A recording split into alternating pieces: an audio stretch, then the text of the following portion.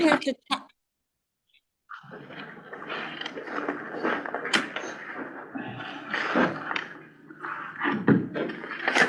Hello, everyone. My name is Laura Schifrin, and I will call the meeting of the Select Board of December 18th, 2025 at 3 p.m.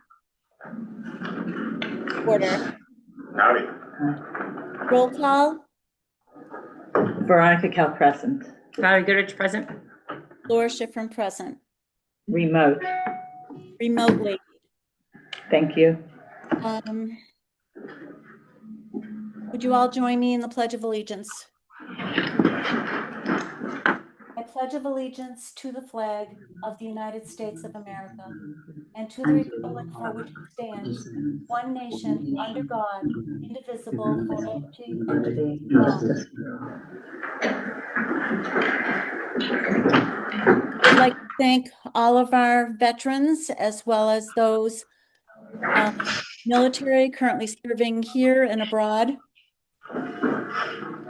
I would also like to thank all of our emergency response people, all of our elected and appointed officials and their families for helping to make this community a better place.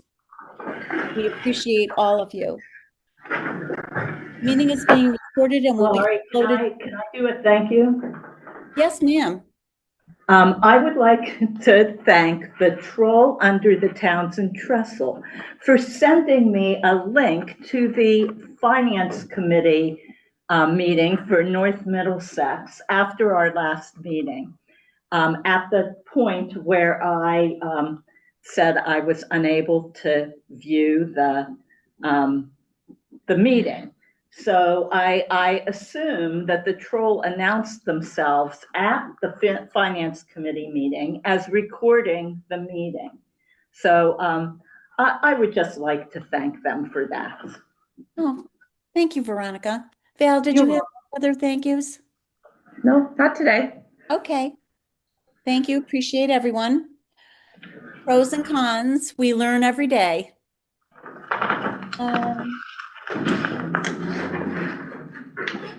There may be some additions or deletions, but I'll have to address that as we reach them, if the board is okay.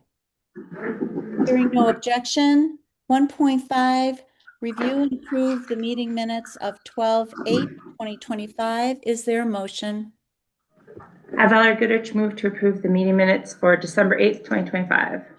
Veronica Cal second. Any discussion?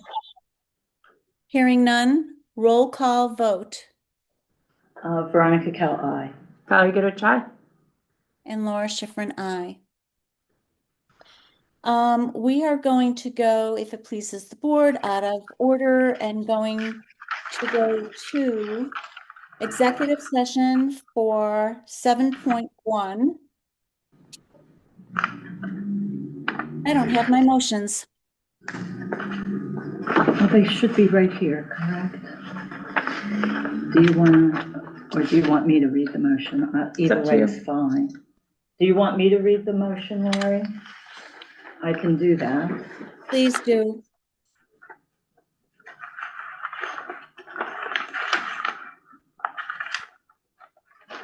Sorry, I was never emailed the motions. This is not it. This is the, Valerie, did you get emailed the motions?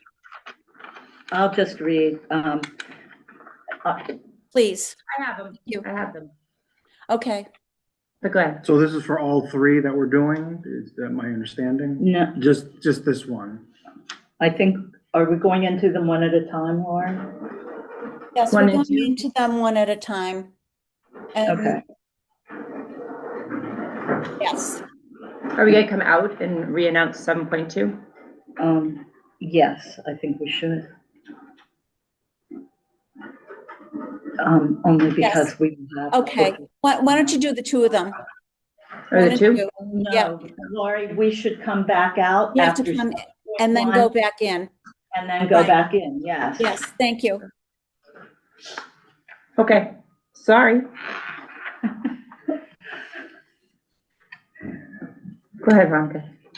Do you want me to read the Or I motion?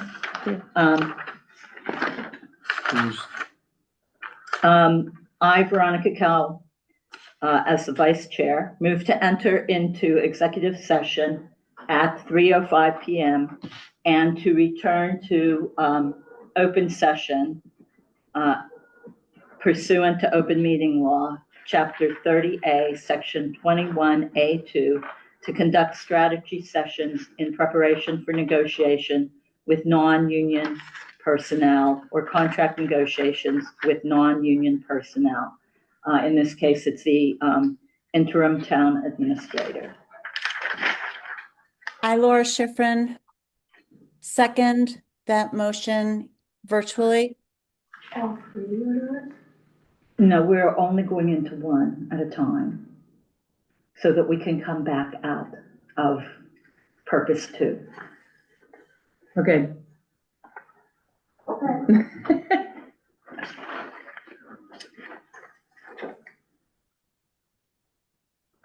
right, motion has been made and seconded.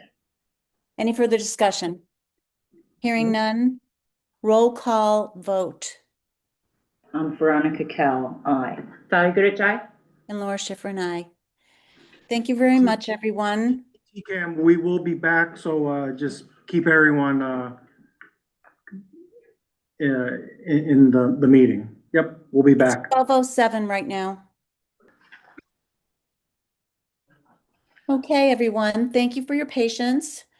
And we are reconvening the general meeting at 3:57 PM. Do I need a roll call vote to reconvene? I think I have, Valerie Goodrich, present. Veronica Kell present. Laura Schifrin present via virtually. Maybe it goes with that. I'm gonna say so. I'm sure you had this wording. So Maybe I don't. Adam is waiting for us, so I think we should go into 7.2. I know we have a 4 o'clock for the health insurance, but we can, the health insurance can wait a little bit. Okay, Lori, did you want to go to 3.4? Do you know the wording? I'm gonna do 3.4 first, and Veronica. All right, I'm announcing this for the chair. After meeting an executive after meeting an executive session, the select board can report that we are not taking any votes today, but contingent upon finalizing the terms of the agreement with town council review, which will be voted on at a subsequent meeting during open session. We intend to vote on the appointment of Kieran Meehan as the interim TA candidate and as interim town administrator. So this will happen at a subsequent meeting, most likely next week, early next week. Okay, Veronica, thank you for the report. And It's a little bit different than this. is Adam online? He's gonna be at the executive session. I sent you the link, Lori. So we'll jump out of open and go into executive, and Adam will be there waiting for us. Okay, I apologize everyone who's in attendance for the interruptions here, but we will be going into executive session. Again, 7.2. Veronica, would you read the motion, please? I, Veronica Kell, Vice Chair, move to enter into executive session at 4 PM and to return to open session pursuant to open meeting law, Chapter 30A, Section 21A3, to discuss strategy with respect to litigation, namely RFS Corporation versus Town of Townsend, on the litigating position of the board, and the chair so declares. So Laura. I, Laura Schifrin, Chair, so declare. Seconded. Valerie Goodrich. Valerie Goodrich, second. Any discussion? Hearing none, roll call vote. Veronica Cal, aye. Valerie Goodrich, aye. And Laura Schifrin, aye. Thank you again, everyone. Good. Good time, Katie, get through. And welcome to the roller coaster day we're having. Sorry for any delay bringing us to our 4 o'clock appointment. I'm reconvening our general session, and who would like to make the motion so I can roll call vote for the reconvening? I make a motion that we re-enter open session at 4:28 p.m. Veronica Cal, second. Okay, any further discussion? Hearing none, roll call vote. Veronica Cal, aye. Valerie Goodrich, aye. Laura Schifrin, aye virtually. And welcome to Callie and your insurance. So, may I? I'm going to do something I don't think I've ever done before. I'm going to read off a page of notes because I was literally just putting these numbers together as Jennifer and Bill, who are from Combined Insurance, were on their way here. And so I usually would be more prepared than this, but we have a very short amount of time, and I want to boil down a lot of this into the crux of what I believe the select board here would want to know. And then I will hand it over to Jennifer and Bill. So the costs continue to rise with an anticipated increase. The conservative projection would be 13%, and that's what these numbers are based on. Tonight, I believe in SharePoint, and maybe Sabrina printed them out for you, I presented 4 different simulations. All of them were projected from employee data over the past 3 years. All of them include the 13-year projection or increase, and all of them include 4 separate enrollment thresholds at which to determine the savings, the potential savings. First off, let me just say that I'm quite disappointed in the variance between our standard plans and the pricing for the high deductible plans. We expected those quotes to be far lower.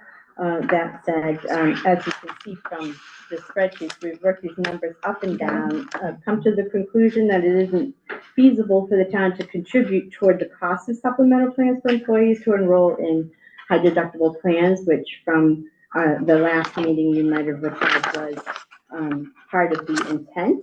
However, adding high deductible plans to our lineup of offerings is always a good idea. It's advantageous for the employees when not involved, the union's involvement.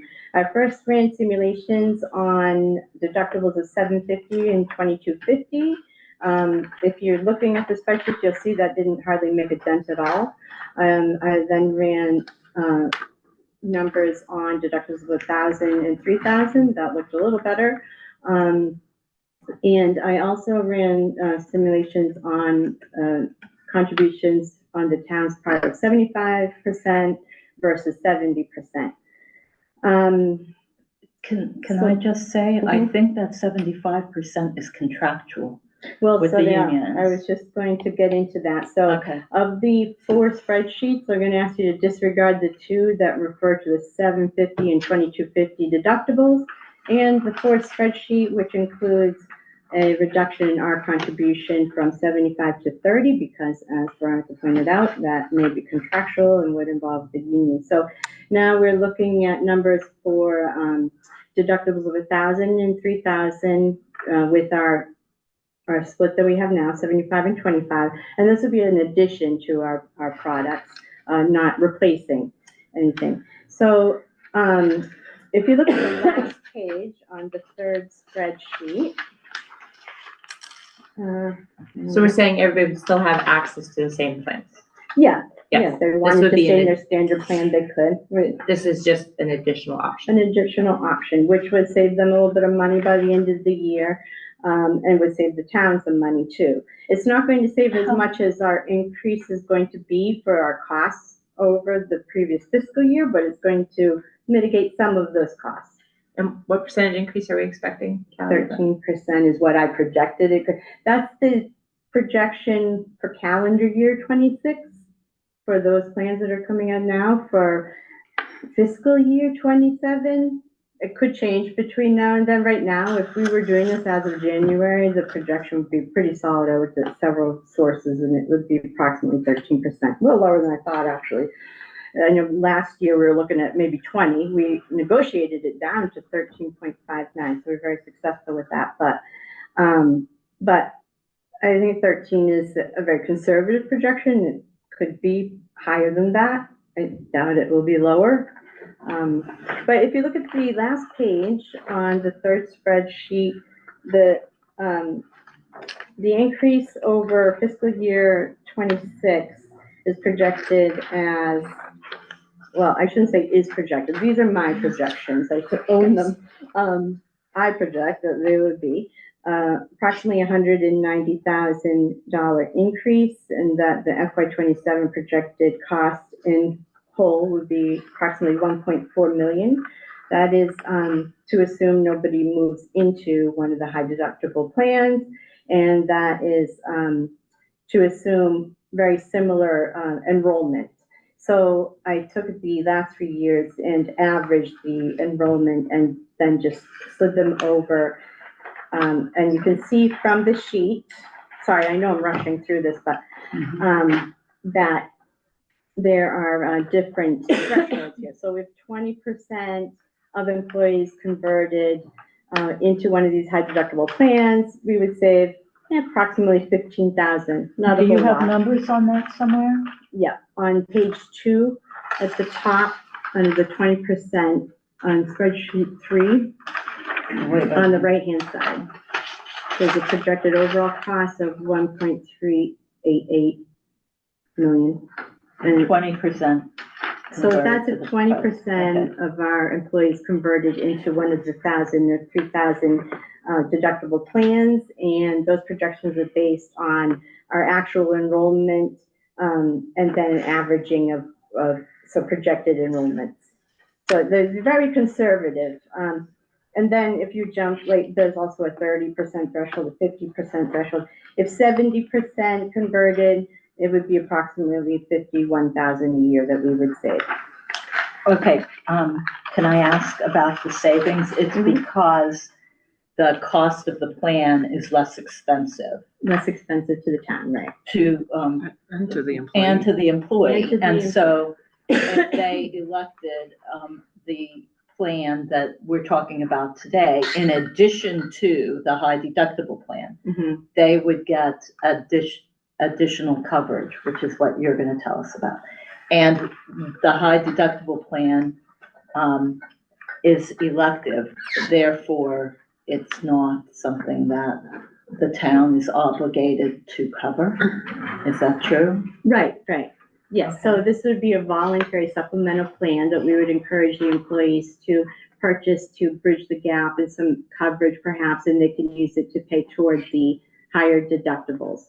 So I don't have those numbers with me, but I did run a scenario where an employee who was with New England, Blue New England, in an individual plan, chose the $1,000 deductible plan, and then added, I think it's $15, is that correct? Something It like was like 50, I think $18, $15 or $18 a month for the hospital for the coverage. hospital coverage. So that would cover the deductible, which normally they would be paying $250. So really the $750 you had, right? And then the difference in the monthly cost of them is not going to change all that much, except that everyone's going up 13%. But so that would equalize the cost and cover any gaps in coverage and cover deductibles. And I have a whole lot more to say, and if you have questions, but I think that's a nutshell of the most important, pertinent details that you probably need. Did you say, I just want to, for clarification, maybe I didn't hear it correctly, did you say that the premiums are going up 13%? Well, that's a projection. That's what I projected. That's what I'm Oh. projecting. And so that's what these calculations are all based on. And all the, on the front of the pages, you can see the cost-based projections, what they're based on here, and what the employee data enrollment projections are based on, all very conservative. I mean, if it costs more and it goes up more, we save more because the high deductible plan should help us with that. So I think, there might be an even further savings, even though overall we're spending more. But without it, the projected increase is as it is 13 or 20 or whatever it might be as of July Okay. 2026. Any other questions from the board? I guess I'm just looking at, this is on your page 1. So we have 70 employees who are benefit eligible. Is that correct? Yes. Even though we have 186 employees. Right. So the 116 of them are under the 20-hour per Yes. week mark. Mm-hmm. Okay. So of those 56, of the 70, 56 elect to take benefits.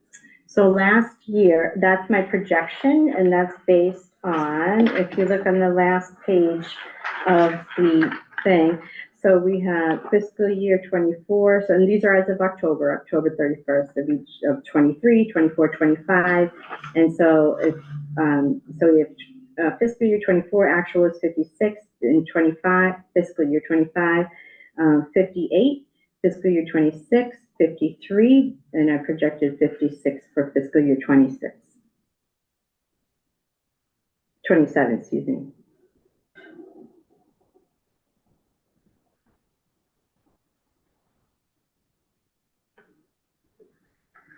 Okay. Else? And if there are no other questions about the numbers, I'm happy to meet with any of you individually. If it's not a discussion about doing anything with them, I can just explain the numbers to you individually. But I know the next person needs to be somewhere. So if I could turn it over to Jennifer and Bill, Sure. and they could tell you about what they have to offer. Thank you. So, thank you so much for your time. So Callie and I have been working for a number of months on what Combined can do.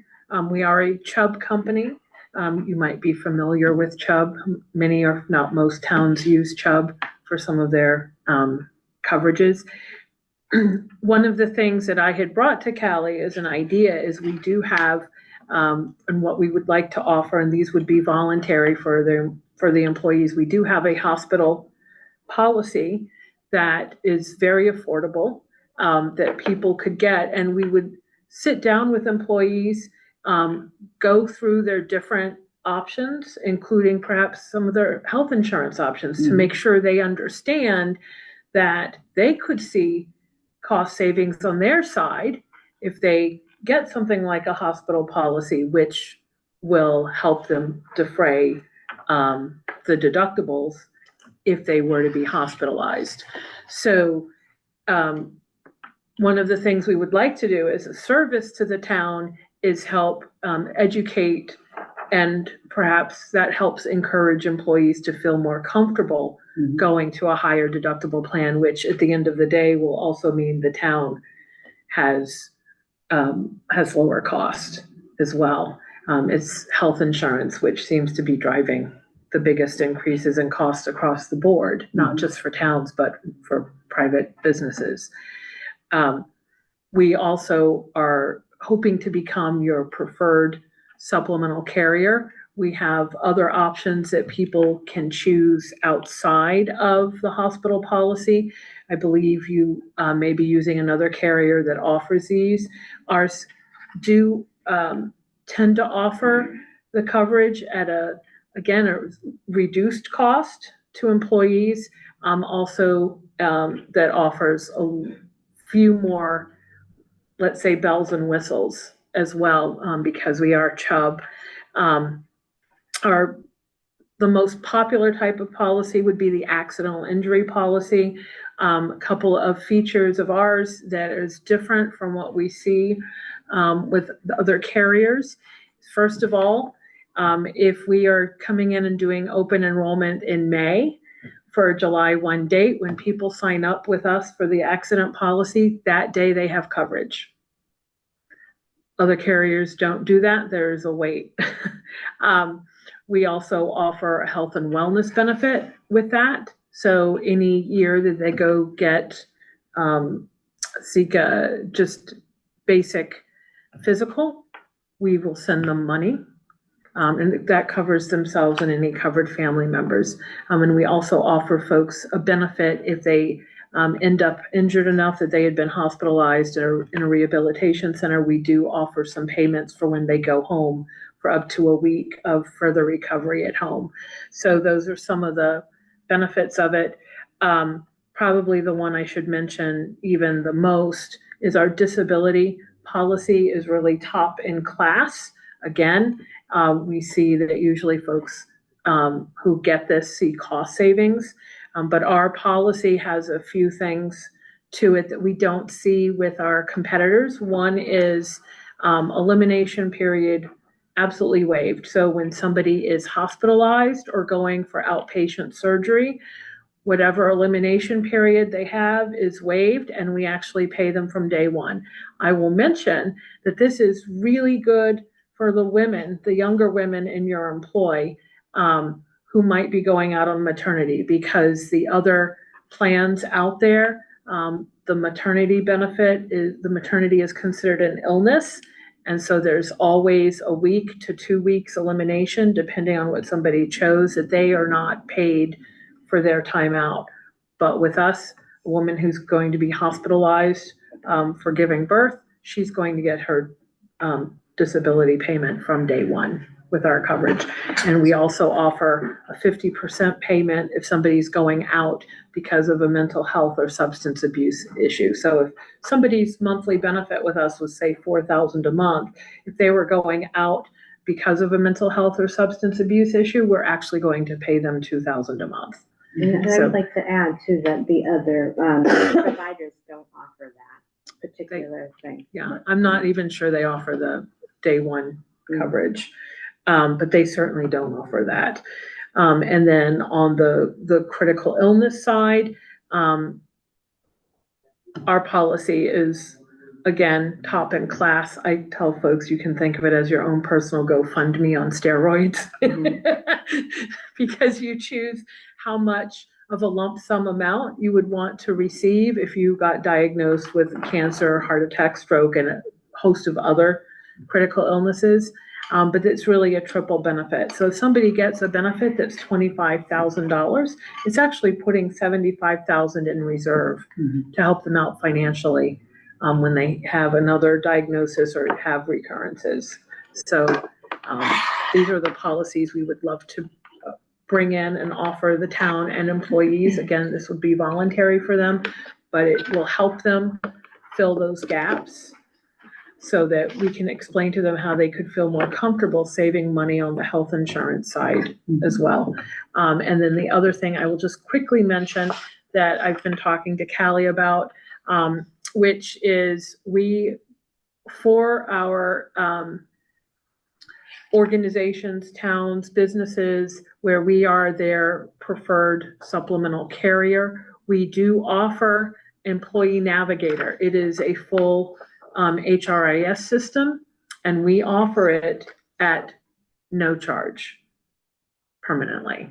So as long as we are working with the town to be able to talk to and meet with employees, this is something that we would offer at no charge. And this is actually great savings for the town, because these kinds of systems usually run tens of thousands of dollars a year. Like 40 to 60,000.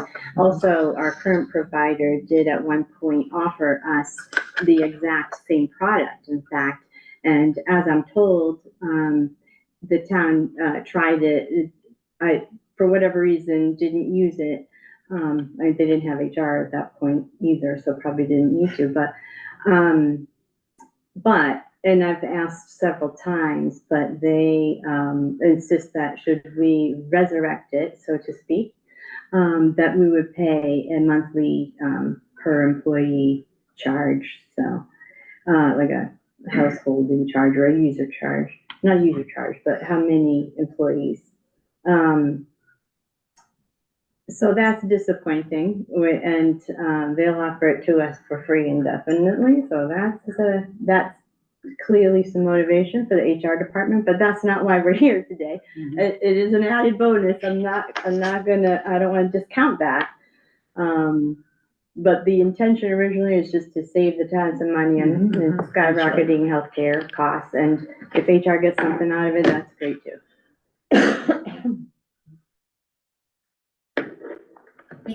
So there's no look back on these. There's no pre-existing condition issue, which I know isn't allowed so much anymore, but that could change, who knows. So in other words, if you were to go with the regular plan, not the HDP plan, could you also purchase this if you so chose? Absolutely, yeah. Okay. So employees can get these policies regardless of what health insurance plan they choose. Part of what we would hope to do is be able to talk to employees and explain to them how, hey, if you get this policy or these two policies and it's going to help you fill those gaps for those higher deductible plans, let's look at that, because you might save some money on your end going to a higher deductible plan too. And when we have the conversations with employees about that and take a look at that with them, it'll ultimately, if some folks step up to a higher deductible plan, it will help the town. But, there's no requirement that people step up to a higher deductible plan. They may just want to get this kind of coverage because they're all kinds of things that don't get covered, right? Particularly when something more critical happens. And one of the benefits of these products is they don't necessarily have to be used to cover those gaps. They can also be used to cover their everyday living expenses. So if someone's out of work for a period of time, they don't have money coming in, they can use that cash to pay their mortgage, pay their rent, their car insurance, put food on the table. There is no restrictions. And a lot of these benefits do not coordinate or offset. So if health insurance pays something, we're also going to pay. Where there's no what we call coordination, which means, well, this much, so we're going to distract. If we say we're going to pay someone $1,000 because they broke their ankle or whatever, we're paying them $1,000. And we've seen a lot of need out there because of what Jennifer's been speaking to Callie about, the increase in health insurance. In the last 10 years alone, the deductibles have grown by 179%. And today, 62% of us are living paycheck to paycheck. And even a $500 expense that they've not accounted for can put them in debt. And I don't mean bankruptcy, I mean just debt where they put it on their credit card or some other, or they have some kind of payment plan. So these plans are designed to meet both a person's need as well as their budget. Any other questions from the board? Not right now. Okay, Wow. well, thank you. Thank you so much for giving us your Thank you, time. Laura. If you do have any questions, I'm sure Yeah. Callie can. Yep. We'll let you know. Thank you. Appreciate you. Thank you. I hope everyone has a great holiday. Thank you, you too. And, Happy care. holidays. Thank you. Happy New we Year. appreciate you listening to us. Thank you for coming. Thank you. Thank you for Thank coming. you. Yep, see you, Absolutely. Bill. Very nice town. Very nice meeting you, Nelson. Thank you. Thank you. Thank you. See you, Jen. Nice meeting all of you. Nice meeting you. Have a good day. Thank you. I had stepped out for a couple minutes, gave Bill Solomon a call. He's on his way here. So, while we're waiting for him, we can probably, continue with the agenda. He does have a hard stop himself because he has a prior engagement to get to, but I don't anticipate we'll need to spend too much time on his agenda item. Is he to be virtual or he's coming in person? He's coming in person. Yep, Okay, actually, I hear him now. Yeah, Bill wanted to do this in person. okay, so um, where he is on the agenda. He is under 5.2. 2? Oh, Okay, there's Bill right now. So we could probably jump right to 5.2, Lori. yep. Sit here? Yeah, you can, Bill. Thank you. Yeah. Good timing. Thank you. You know, it's been a week of multitasking, but I'll let you know that Townsend was always number one. I So- appreciate it. Thank you. Say that to everybody.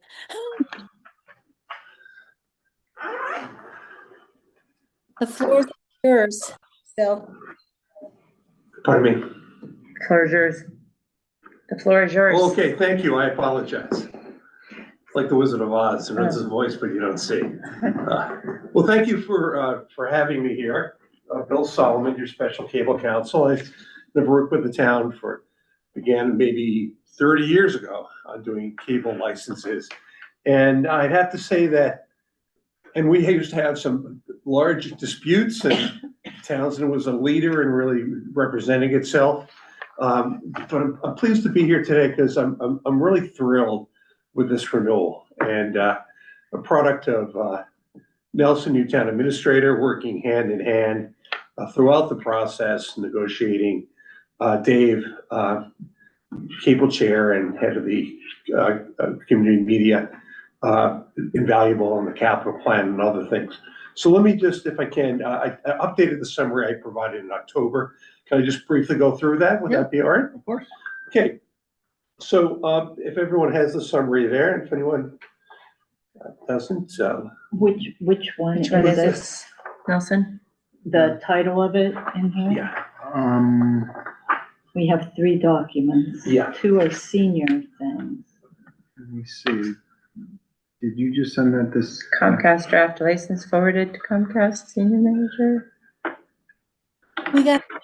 it would have been the first document today that came into the PDF. Proposed side letter? So this is, This is all we, senior manager this is- stuff. this is from yesterday, so if it came today, it wouldn't be. Okay, I did not, Okay, get that in well, time. let me take you I through, just- it's all in the license, and I'll reference those I sections. just put it on. Or if you'd like, we can Screen make share? a paper I just copy. put it on SharePoint. Okay, Do you want me to? yeah, take that. No rush. Let me log into Zoom and we can, Are you gonna screen share, Nelson? yeah, just give me 2 seconds. While you're doing that, I also want to just reference, the Comcast Government Affairs Manager, Pat Sherns, was invaluable to work with. He really cared about the town's needs, became really familiar with Townsend, and really was a product of Comcast working with the town to get, license that worked for both parties, and most directly working with Pat Sherns.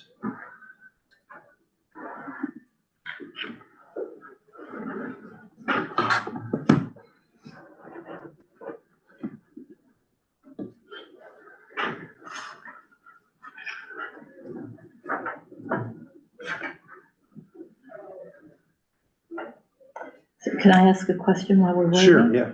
What is the status overall? Like, are we ready to sign this today? Yes, if you so choose, I'd recommend that. We have full agreement from Comcast. They actually provided the documents back. So the license has been fully agreed to, the side letters provided. And so when I get through this, I'm going to recommend the board move ahead and vote. And if you have the paper document signed today, otherwise you can sign, tomorrow or Monday. I was, What I reviewed had a couple of, what seems to be maybe just a couple of edits or errors. Oh, good, thank you. We'll what, go over those then after. and are we gonna go over the payments to TCAM Yeah. and the equipment thing and all of that we had talked about the last time we No. discussed this? In the Where does that stand? Yeah, so it's sort of a two-part process. Uh, in order to get a good cable license, what you need to do is just to show the cable company what your needs and interests are. That's under the Cable Act. So that capital plan was produced to provide to Comcast to say, these are our needs, here's our plan as we see it, and this is the funding that we need. And so the license then provides the dollar amount for funding. And that it doesn't say what has to be bought. But the beauty of cable licensing, it gives you a chance to think where you are in community television and where you want to go. So then when that funding comes in and gets to TCAM, they'll then be able to spend it as they see fit, but largely based on the capital plan. But there's nothing in the license that says what the town or TCAM has to do with that money. And that makes sense, because even though people like this misunderstand this, that's money that's provided to the town because the cable company is using your public way. Just like if they used a building or they used any property, they would have to pay compensation. And so that they're providing that compensation, which in Massachusetts can only be used for PEG, public education government related purposes. So that's how we got the good license, but doesn't get reflected in the license. I see. Okay. Great question. I mean, that is, it's just. So, all right, so taking you through the license, it's a 10-year license. That's the maximum allowed under Massachusetts law for a cable license. And like like a good long-term mortgage, when you have a good deal, you want to lock it in there. So it's interest to the town to have the full 10 years, because we're deciding those payments now under the current environment. And secondly, we don't have control over technology, so there's no reason to say, well, we want to do this again in 5 years, since the law prevents us to control their technology. And thirdly, they're really the leading cable company, so they make those advances. So 10 years is good for both parties, and less so for their attorney, but that's okay. Does this fall outside we can only sign 3-year contract? Yeah, great question. Yes, because under it's not governed by the Uniform Procurement Act, and the state cable law provides the 10-year limit. So but excellent question. As is an agreement with an access corporation outside of 30B. The cable subscribers, Comcast at the end of last year, we always get the numbers for December 31st, had 1,805 subscribers. That was down from 1,970 the year before and 2,187, which is a materially smaller decrease in subscribers than you find in many communities. So the people are seeing the value of cable and seeing the value, of course, of community television. The operating support remains at 5% of gross revenues.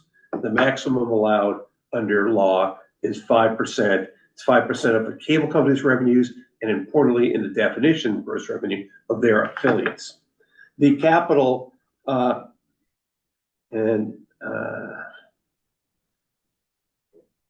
okay, and I'm going to say, and I'll update this for your record. This had, oh no, that's right, the current. So the current license had $30,000 capital, and it had also like $130,000, I believe it was, payment to move the studio. The new license has $1.49 per subscriber. Why per subscriber? Well, the cable company pushes for that. So if they lose subscribers, they're paying less capital. Why $1.49? We push for that because that's a materially higher number. So that even if the number of subscribers goes down, there's a pretty big cushion built in there to help protect the town. So that was the compromise. We gave them their paradigm, and they gave us our number. Can you repeat that math again? So it's $1.49 for the 1,050 or so subscribers? Yeah, that's $1.49 per month. Per month. Yeah, so for instance, I have it on my sheets, but if you use and it's probably, a little lower now, but let's say you used, 1,750, let's use that as a number.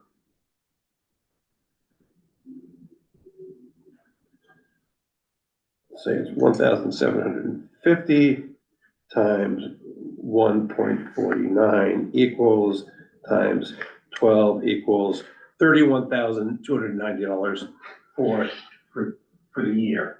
And if you had 10 years, if it remained around that, that'd be 300,000. We expected to be somewhat lower, but that's a nice cushion that's built in there. And that's the compromise that was made here and other places I've worked with. All Is right. there a floor to that so that it doesn't go below a certain threshold? Well, that's a great question. More and more people are not using cable.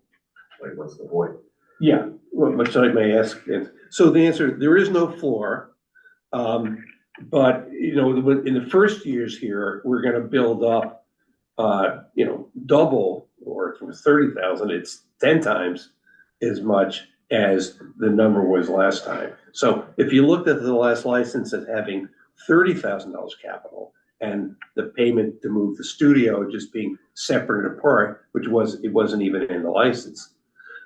So instead of 30,000, the number at this point would be 300,000. That's 10 times the amount. So I've never seen a floor built in. It's a great question. And what it leads to is that if there continues to be people who are, quote, cutting the cord and shaving the cord, then yes, cable will cease to be the business it is now. And even in your 5%, you'll be sharing in less money. So what that means is that the Access Corporation has to think about and continue fundraising, thinking other ways to raise dollars. At one point, it may be that if folks, companies want that programming for their telecommunication video system, that an Access Corporation says, fine, then you have to reach an agreement with us. So that if their companies want to have it streaming, in fact, you have a paywall, maybe paid for directly by those companies. So we don't know what the future holds, but we also do know in the state legislature, there's a bill now that would, if passed, and it's allegedly pretty close, but we'll see, that would impose a fee on every video company that uses the public way in any way for PEG access, and some going to the town instead of the state. So that would apply to companies that provide streaming that use in part the public way, because it goes through wires that are on the public way. It wouldn't apply to satellite if they don't use the public way. So that lack of a floor, I've never seen a floor, and it said at one point, if the revenues are so low, that the town will have to figure out how it wants to try to support this if it can. All right, cable casting will continue from the existing sites that are connected. That's the town hall, the Spalding Elementary School, the Sequanicook Elementary School, Hawthorne Brook Middle School, and the North Middlesex High School. Those are connected by fiber and need to continue. Are they, I mean, I guess this is a question for Dave. I thought the North Middlesex Regional High School connection was no longer there. Well, the license requires it to be there. Someone needs to work at the school on that, because I know the school has had a problem with their school committee meetings, I thought, because of something with this. Yeah, so one of the things I would say is that you have a license and a license requirement. And during the term of the license, it could be at any time, it could be 1 week after the license. If there's something that's not met, that's a requirement that we'll discuss, so would need to be met. I know that when the old school was there, it was. Yeah. But I thought and I think I've heard some discussions of a problem, but it's like anything, it's a requirement.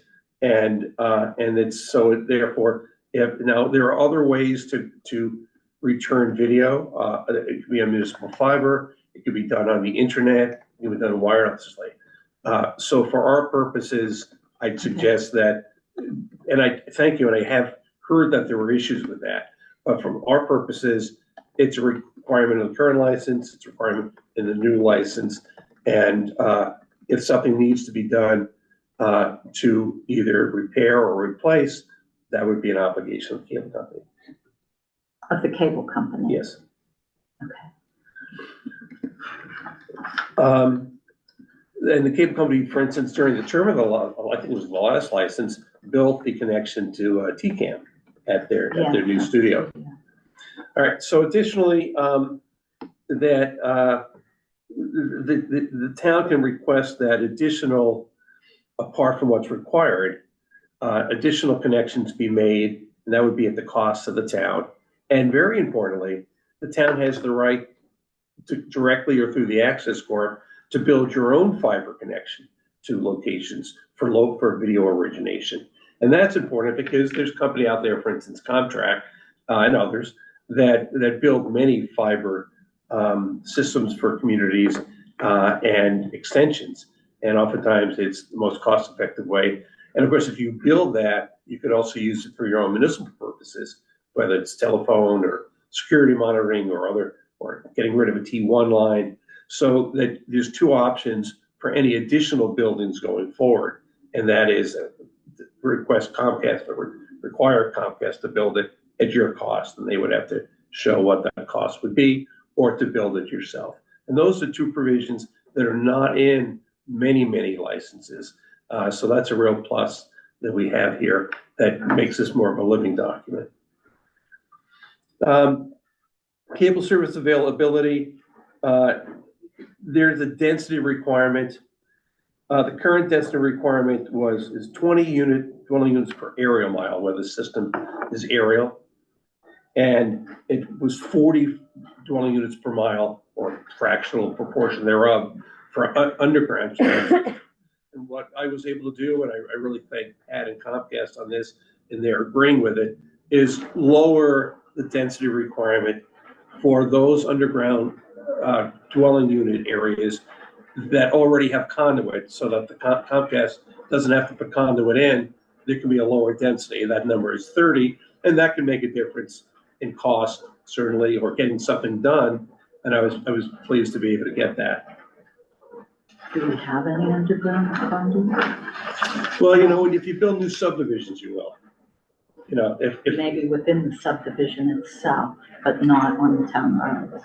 Well, we do get 2 fiber optic projects that are going on. Phase 2 of the contract will be beginning March. That'll be a continuity of the phase 1 fiber optic project that was already completed. Okay. Connecting municipal buildings and this being the hub. Are you with the town? IT. I'm just an employee. Okay, yes. I play an attorney also on that. So is this contract the builder of that? Yes, sir. Brian Hopkins? Yep. Yeah, and they're fantastic. No one better. And while that's being built, you should have a conversation with TCAM to see if there's something that could be added to that with cable money to explore. It could always be extended. But if it's being built coming up, now's the perfect time to have that conversation. Nelson, no one better to act as the spokesperson for the town, together with everyone else, to see if there's something that would be added with cable funding.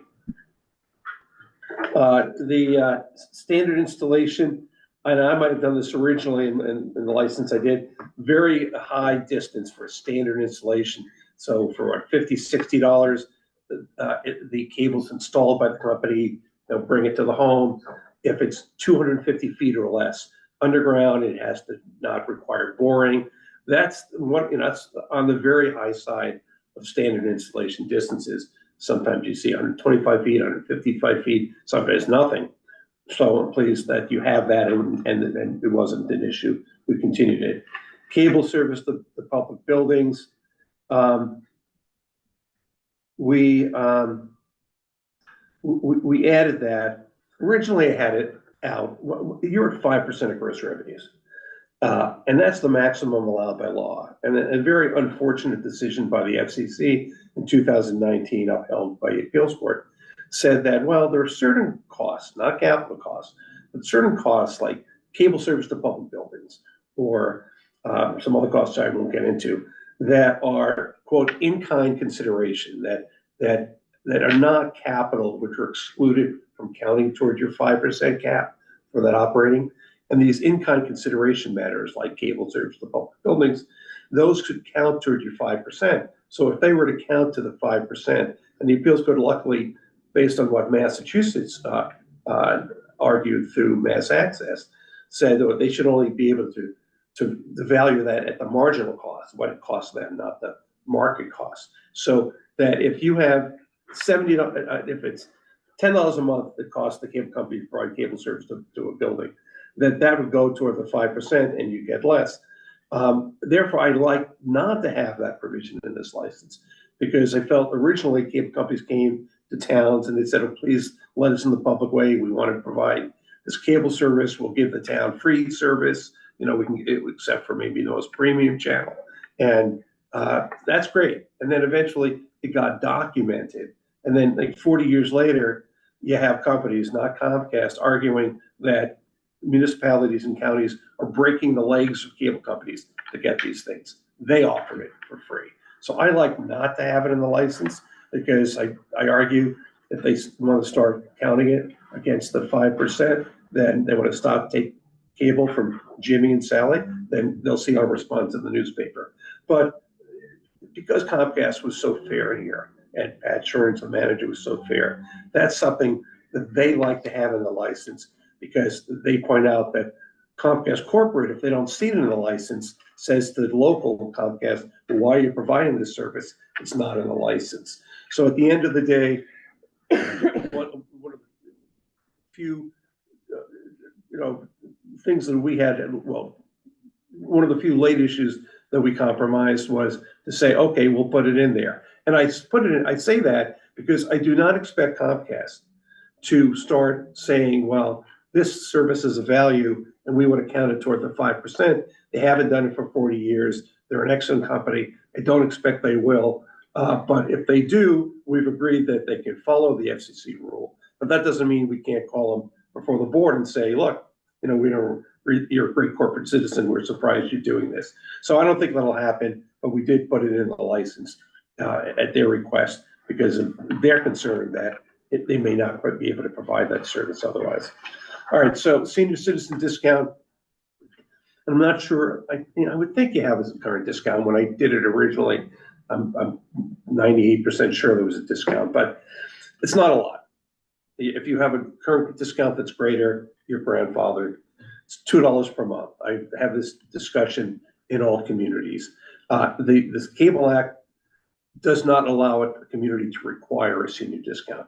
Many companies, most companies do not, cable companies do not provide a senior discount.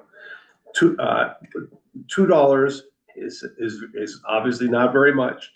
Although we get some, I'll talk about some benefits we get.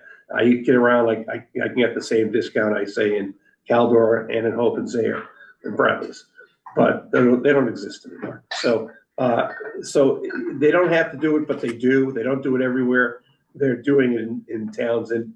And we got some benefits with respect to how you qualify financially. The elderly property tax abatement that's run through your Board of Assessors based on state law, based on people's income and assets. If you qualify for that, you qualify for this. And also, if you get SNAP payments, which, there are a lot of SNAP payments out there in all communities, you also would qualify. So the good part is we have that discount.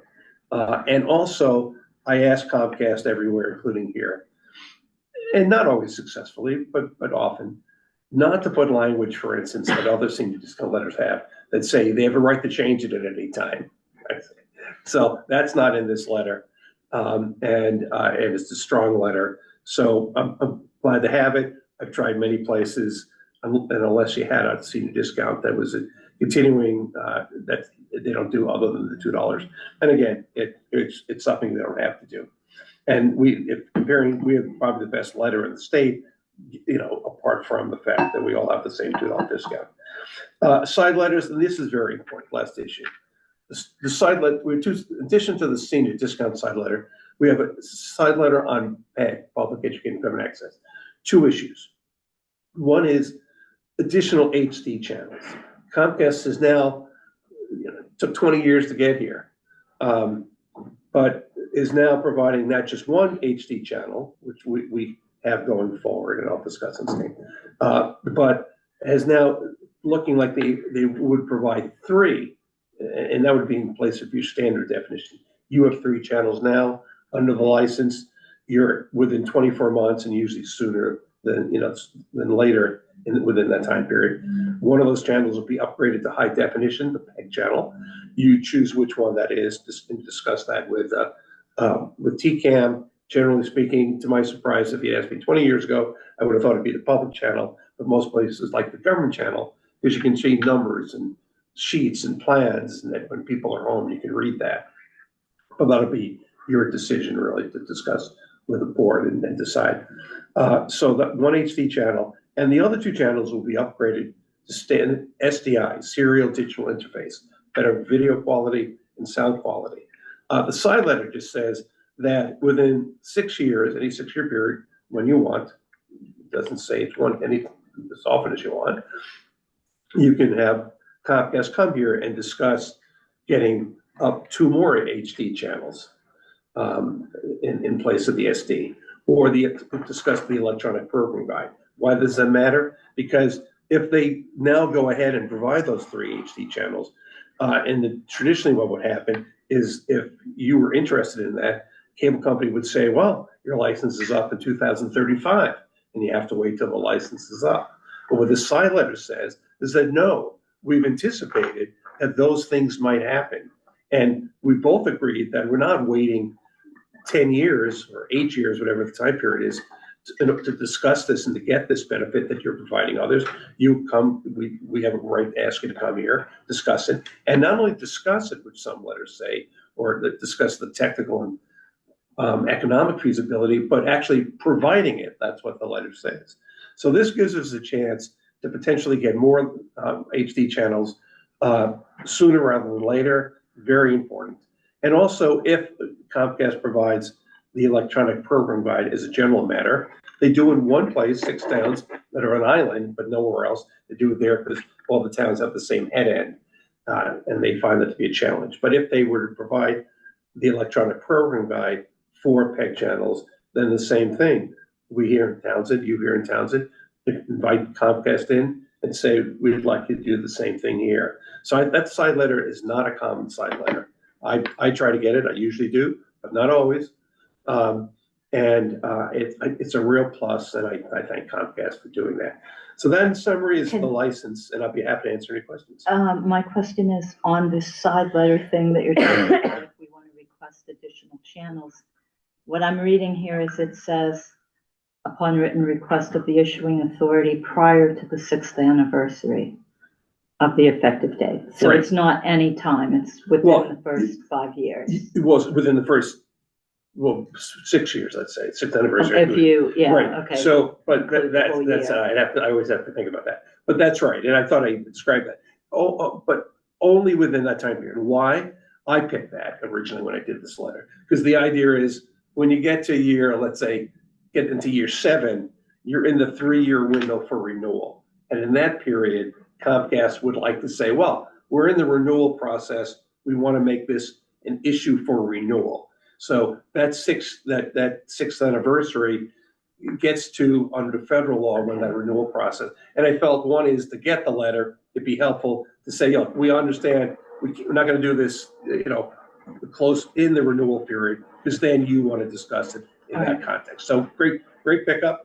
And that's why I have the 6th anniversary. And the first anniversary, of course, is next year. So it'd be in the end of, I guess, 6 years. All right, thank No, you. good question. So in summary, I think it's a really strong license. And again, I want to thank, working with Nelson and Dave particularly, just invaluable. And Danielle DeLucia of who's the name of the company now? Ockers Technology, who is the outside consultant who I've met, works with other consultants I've worked with, came to Townsend, did an amazing capital plan with Dave, all at no cost. And that is something, as the board member mentioned, you can build on in terms of moving forward together in improving and expanding your cable program. Any other questions? Okay. And we need those corrections, of course. Yeah, I'll get them to Sabrina. Sure. And if you could. Did anyone else see something that should be pointed out? No. Okay, I'll get that to Sabrina. So Unless- the draft contract is in SharePoint. So, with Bill's presentation, I think making a motion to sign the contract out of session, probably would be the motion for tonight to sort of hopefully get this executed by the end of the calendar year. I'll entertain. Sorry. Valerie stepped out for a minute, so why don't we wait for her to Sure. come back? She had a bit of a coughing fit. So I understand. I was in the session with the subcontractor that Yeah. moved everything. I think it was the first meeting that we had, or the second. And she was very good at hoping to get us the most that could from Comcast. So our discussions were the locations, and I remember Dave saying there was nothing left at the high school. And and you're saying that it's mandated for us to be there. I'm not quite sure how that will come into play. I don't know that we would mind. I'm not sure what the high school thinks. I think it might even be better if we did have one there. But my understanding is that they have something else there. So we'd have to look into that a little bit more. I know that we were looking for other spaces. And I see on the list the old middle school, or the little school, I should say, which is being rented out. Is that actually being used? I was hoping Dave might be here to give us that information as to what's now at the building. So I'm not sure it affects our signing, because we do have that side agreement that allows us to further discuss having more locations than the 5 that they're stating, and then cover anything that we need in town. So I just wanted to make that clear of what I understood from the meetings that I attended. Yeah, thank you. They're very helpful. And so, yeah, it does have the flexibility going forward. I'm looking at one thing I wanted to take a peek at. Yeah, so, I think in a sense we're protected, but it's important, as you're indicating, to look at what makes sense in any location. That is it a location you need to go live from, or can, as you said, go live from, and then how best to do that. That's why I think it'd be helpful to have a conversation with IT people and yourself and Nelson and the board, if you'd like, when contract is coming in here. Because there may be certain things, less so to a school, but there may be certain things where contract could help out, and then we could discuss that with Comcast. So, but I think that given what, as you said, what the license says, and then the flexibility of additional locations in the side letter, because it's been 10, 15 years since cable companies want to build connections at their cost. And so I think that what we have here is something that puts us in the best position to work together with Comcast, but also to protect your interest in the license document. So I don't have that. I mean, it was in SharePoint, and I did review everything in SharePoint, but I was not able to print that. And I don't remember that side agreement does have stickers on it, so it becomes a part of the agreement. Well, the side agreements are sort of that the licenses say there's not anything outside the license that doesn't count. As you know, which contracts often say. But in my experience, I've, 35 years, I've never seen Comcast not comply with a side letter that they provide. And that's the beauty of Comcast, is that not only are they a good company, but they want to be viewed as a good company. I can think of a company, not Verizon, that couldn't care less. And so since they want to be a good corporate citizen and they don't want to be looking like they're taking advantage of a town, I really am very confident, barring, some larger company eating them up, that they comply with and will comply with their requirements. And then additionally, if there's a location, importantly, and this is actually used more than having Comcast built to a new location, is we have discussed your ability to build it and to connect, and they have to accept that signal and then take it from the studio back to their head end. So I think that, we're doing the work and the way we would want, and it'd be hard pressed to imagine that Verizon would object to that. So I think in both of those areas, I think we're fully protected. But no cable company, traditionally, unless you have like building a new town hall or something, that they're not, or maybe a studio, that they're not willing to connect to remote buildings at their cost. It's, when we began 30 years ago, they were smaller companies, and now they're large, and there's certain lines. So I think what this license does is living within the realities of the economics of cable is a strong license. But those two provisions, I think, will be fine. And both of those provisions are in the license. So I should have said the extension language is in the license. So that's a license requirement. The only thing outside of the license is HD and the electronic program guide. I know that one of the things that we discussed was possibly having one either at the police station or the fire station. And the fire station, the central one in particular, because it has a training room. Now, the water department actually has a better training room. I probably shouldn't say that too loud, but it's used all over the state. I'm not quite sure if it would be allowable there, but I think it's worth a discussion. So when a motion is made today, is it just for the license, or are we also going to include the side letter?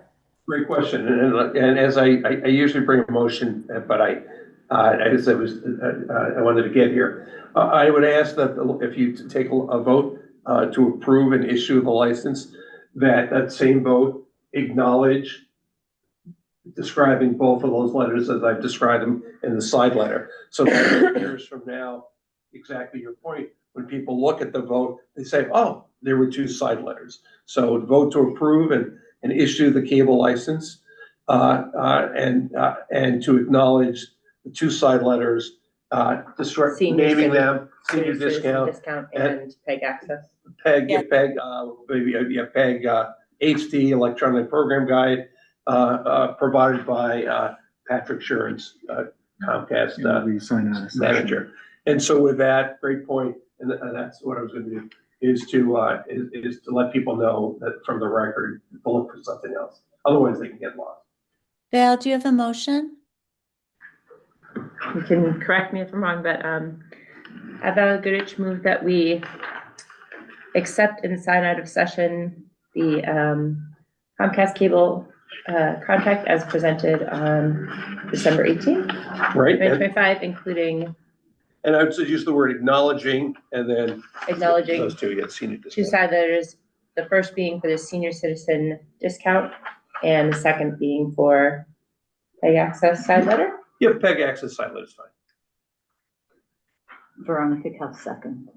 Okay, any further discussion? Hearing none, roll call vote. Veronica Kell, aye. Valerie Goodrich, aye. Laura Schifrin, aye. Thank you very much, Attorney Solomon. for coming here and assisting us. Nelson, did I No, say to my be signed out of pleasure. session?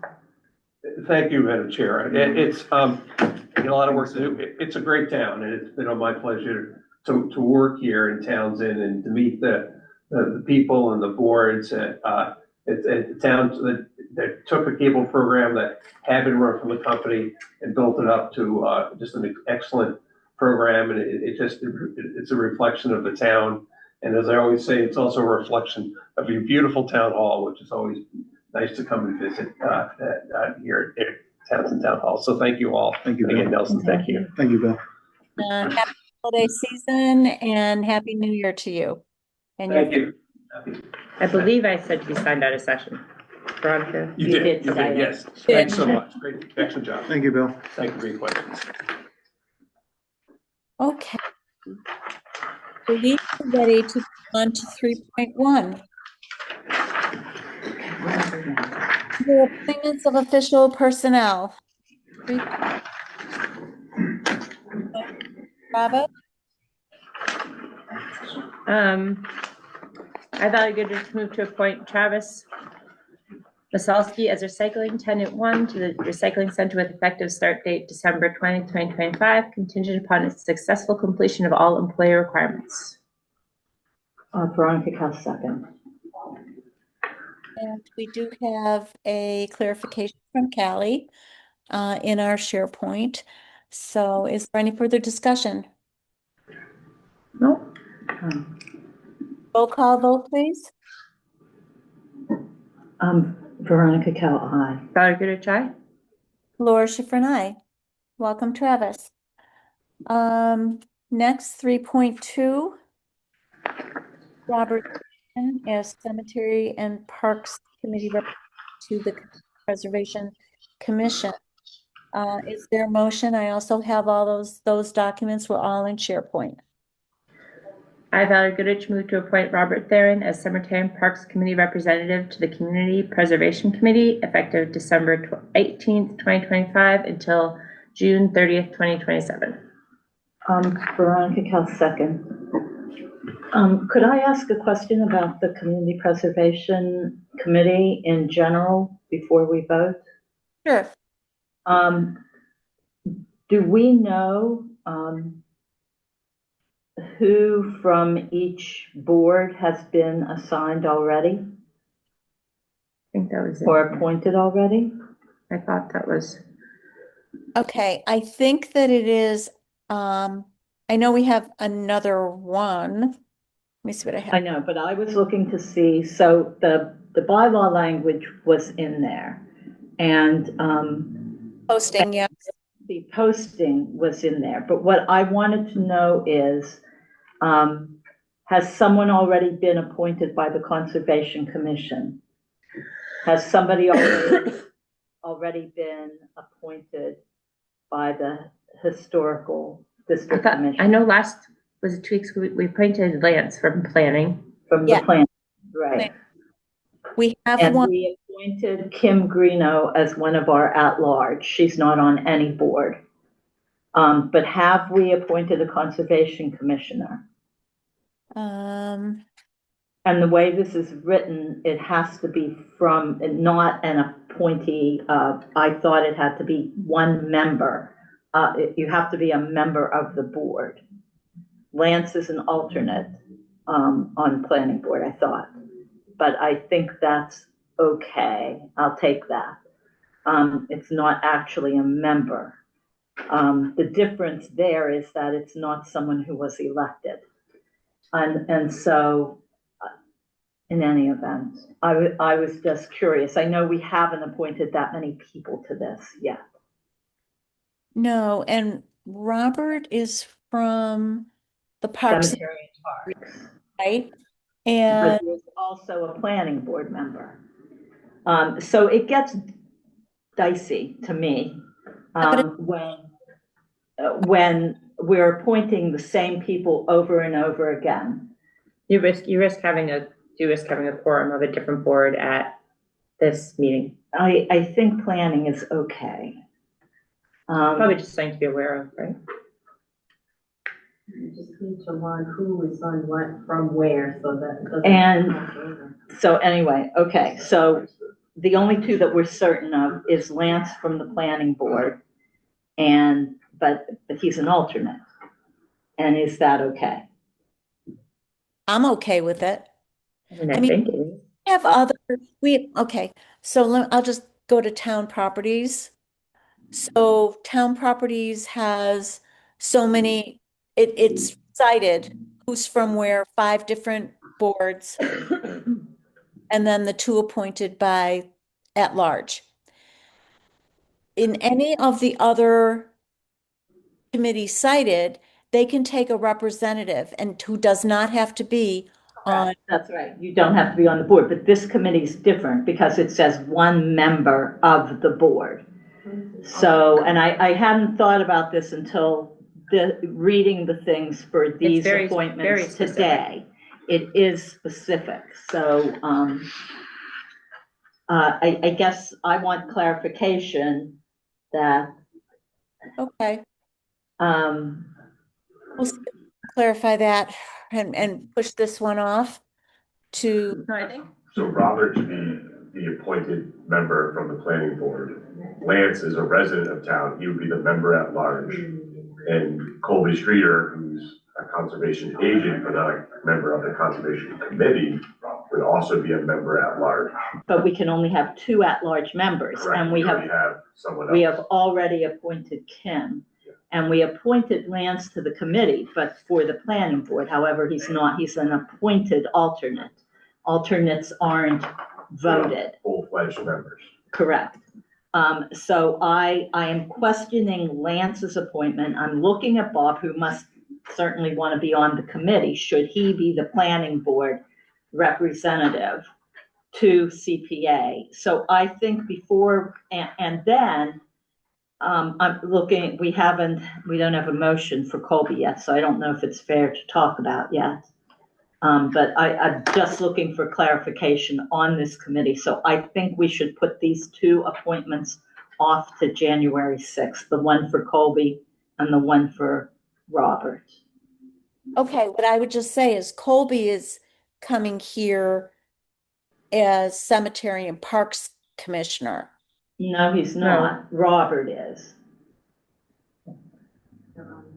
No, sorry, I'm sorry.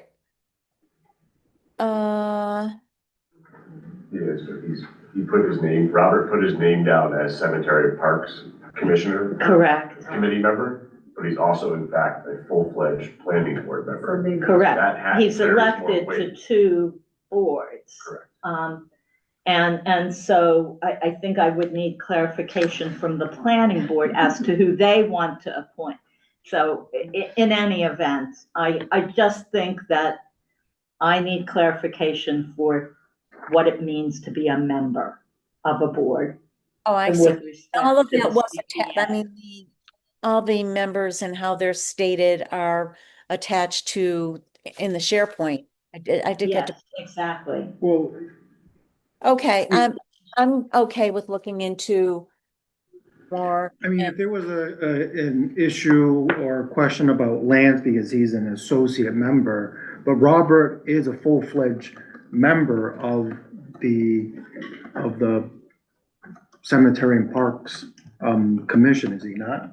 Yes, but he's also a full-fledged elected member of the planning board. And if, in fact, he's interested, and that, I just want clarification on this, because I think the alternate member, what's Lance's appointment? Does it end at the end of June or April even? I don't know off the top of my head.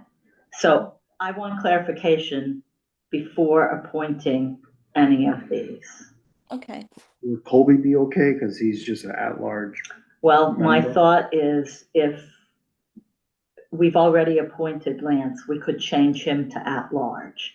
I also have a question about Colby's our conservation agent, and we have a member from the Conservation Commission. Does that make us conservation heavy?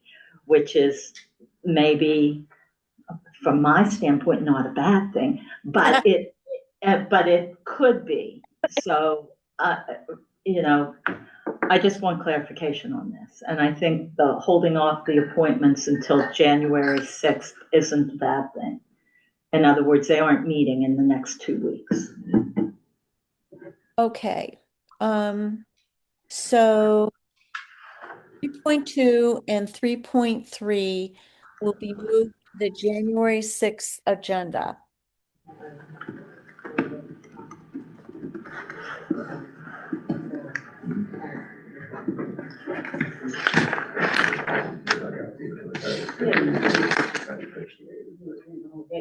Yeah. 3.5.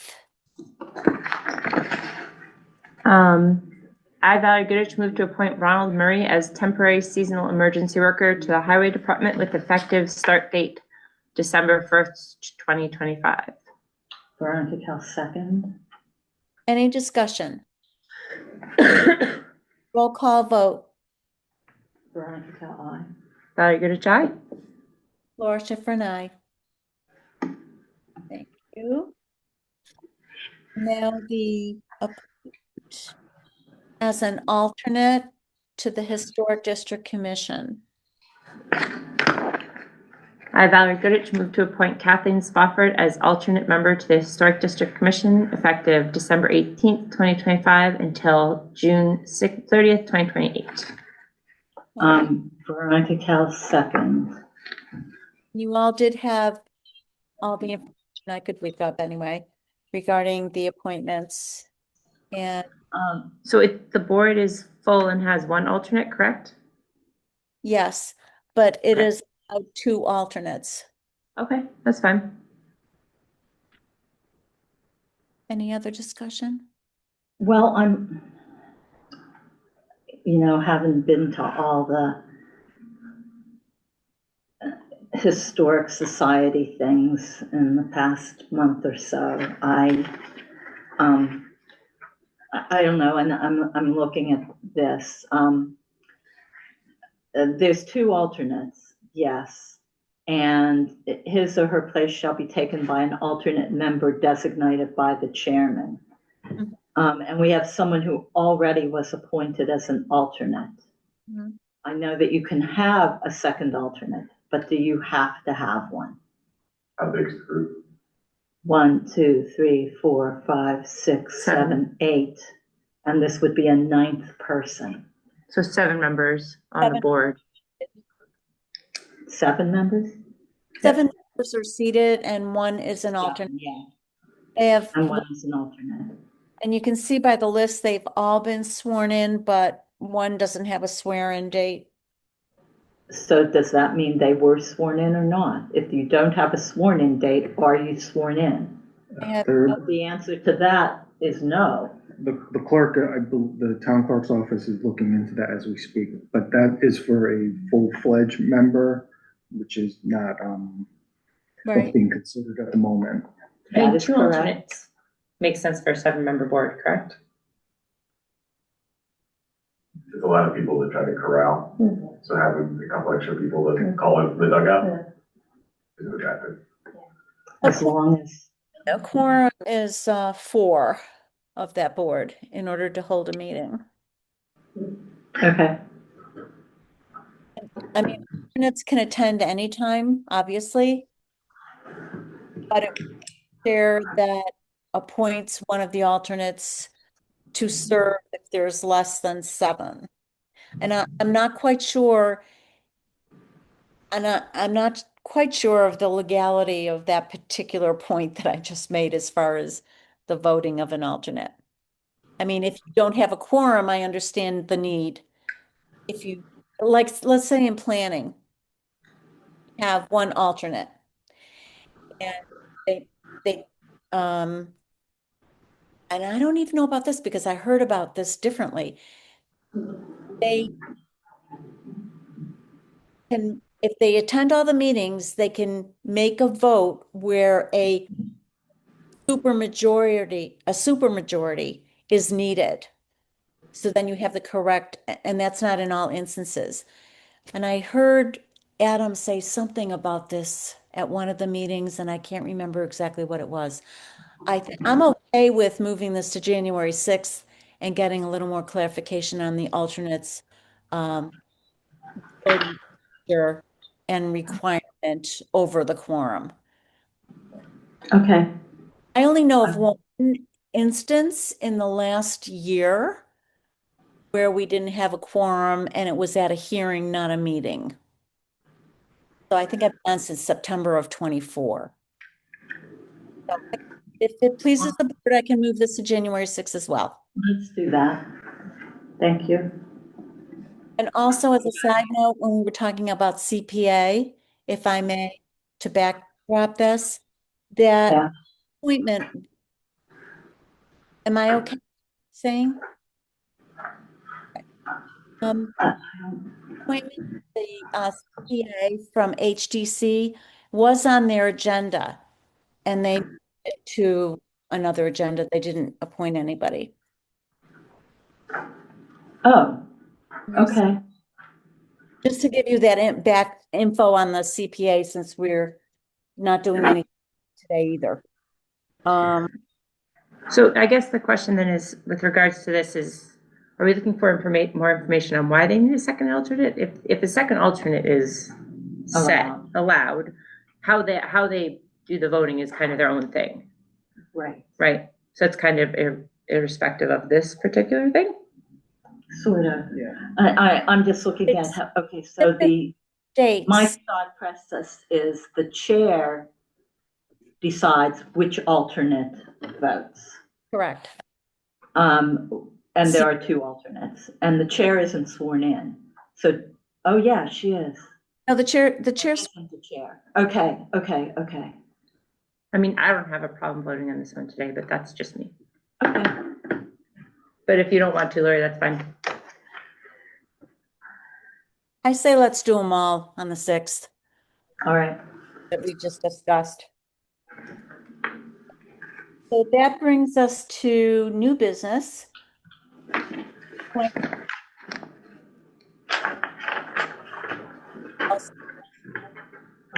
Can't hear you, Lori. Can't hear you. You're fading. Your internet might be a little bit wonky. Oh. It looks strong. You're good now. You're kind of stuttering here and there once in a while. It's not all the time. If it continues more, maybe we'll have you sort of turn off your video. But for now, just continue. Okay. Yep. Just let me know if you can't hear me. Right. 4.1, is there a motion?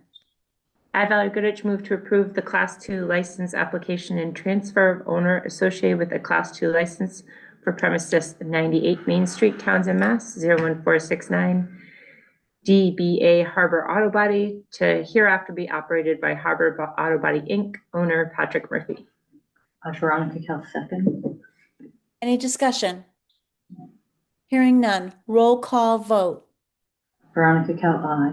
Valerie Goodrich, aye. Laura Schifrin, aye. Thank you and congratulations to the new owner. 4.2. Motion. Oh, we didn't hear you. We heard 4.2, Laurie, nothing after that. Is there a motion? Yep. I, Valerie Goodrich, move to grant the December 2nd, 2026 request of Nelson Mooney, Town Administrator, to waive the 90-day written notice requirement for his voluntary resignation as set forth in Section 3E of his employment agreement dated July 16th, 2024, and that the board accepts Mrs. Mooney's resignation effective January 2nd, 2025. I think the dates are off on that. I think it's board accepts effective January 2nd, 2026. Yes. So corrected. 26. Veronica Cal second. Okay. Any further discussion? Hearing none. Roll call vote. Veronica Cal, aye. Valerie Goodrich, aye. Laura Schifrin, aye. 4.3. Is there a motion? I, Valerie Goodrich, move to approve the MOU for the treasurer collector, Melissa Dunnett, to forego the FY26 stipend as presented. Sign out of session. To sign out of session. Is there a second? Veronica Cal second. Any further discussion? Hearing none, roll call vote. Veronica Cal, aye. Valerie Goodrich, aye. Nora Schifrin, aye, and thank you to the treasurer. 4.5. Is there a motion? I, Valerie Goodrich, move to approve the MOU for fire department positions EMTA, EMTB, EMTP, and job description as presented. Is there Veronica Cal, second. any discussion? Do we You just said want, 4.5, it's 4.4. oh, thank you. Do you just want me to give a brief overview of what this is? Sure. It's basically that in an attempt to increase recruitment, there was a new position created that doesn't require these individuals to already have their fire certifications. So the compensation is slightly less, and the union put this forward. It's a way to increase recruitment, and they would have the ability to move into the higher paid position within the 2 years of obtaining that. That's if they stay in the town, they don't leave, correct? Correct. So just train them off and then they, that's it. Well, yeah. That could be in the contract, you either fulfill your 2-year obligation and I then believe it is. Is it? Double check. That's, they're talking about paying for that training. so if the town covers the cost of training, you owe the town 2 years of work. I believe. But as he doesn't have it, I guess that question would come up. Mhm. I think, is Callie there? Because I think that is what used to happen. They train and then lose them. They go someplace else for more money. So that was included for them to serve for the 2 years. Yeah, I don't see it in the Hearing that MOU. it should be in the contract that there's, yeah. It's a good clawback. Agree, yeah. Um, So that if they leave within the 2 years of having been trained, that they pay us back and reimburse us for the training we're paying for. that makes sense. Maybe we want to put this off for further discussion because I don't see that in here. No, it just says upon upon successful completion of firefighter 1-2 training and substance certification, recruits shall be elevated to the appropriate step rate commensurate with their respective certification level. Right. Yeah. So we need to add a sentence in there, so I don't think we're done on this. Well, I mean, I guess if we are saying that these folks were gonna claw back, their training, if they leave, within 2 years or whatever, couldn't you say, apply that same threshold or similar language to, other positions in that union as well? I think it gets kind of murky at that point, because, a firefighter EMT, once they're here, they're probably still getting additional training. Are we now saying that those folks, if, we've paid for, this additional training, we're now going to try to claw back that money? No, they've already, previously, they came in trained. So we are paying for training that they can then take to another community and potentially make more than what they made here. And we regularly train people and then they leave. And so I think we have to talk about this. Yeah, I think this is gonna have to be, if there's further Anything- discussion, it needs to be in executive session. Yes, it This does. is not the. We see it happen in other types of collective bargaining agreement departments, if you will, where you train up a park ranger, let's say, and then they leave. And then you want to recoup your funding because they came in with 0 skills. You trained them up to 10% of the job. They passed their credentials, the town paid for it, or the government paid for it, and then they leave a day later. Yes. Sort of a sunk cost. Well, this is a bit of an anomaly because we have not typically hired people that haven't come in with that training already. Right. Yeah. So that's like not in the probably is. Yeah, so I think this will, 98% sure it's not in the union agreement and was probably an oversight here because there's no mention of paying or not. so I think It this, should be mentioned whether we're paying it in addition to that clause as far as reimbursement if they need. so I think this will just warrant further discussion. Yes. It complicates things because they've already signed the MOU, so if we are suggesting changes, then this is gonna have to go through their union membership. So I think it's, more discussions need to be had. It's not a definite, even if they did sign the MOU, until No. we also No, sign it. understood. Okay. January 6th, are you saying this may require executive on January 6th? Yes, put it in executive on January 6th. Thank you.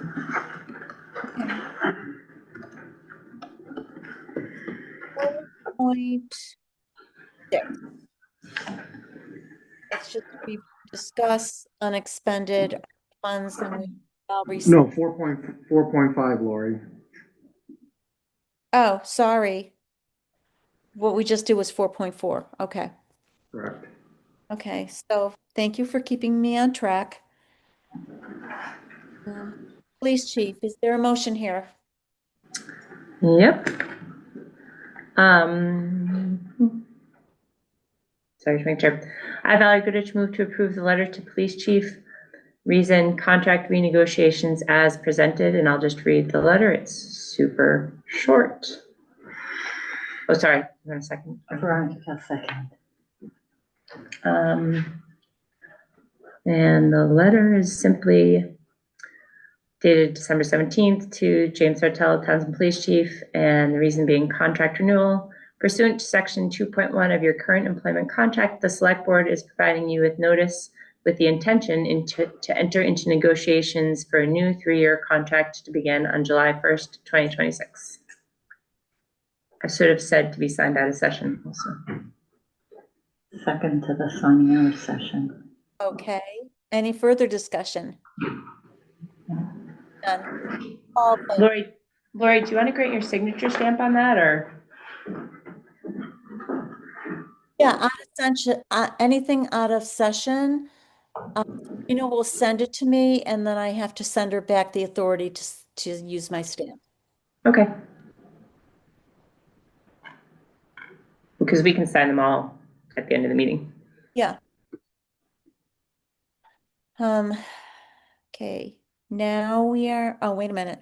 You have to vote. Vote. Roll call vote.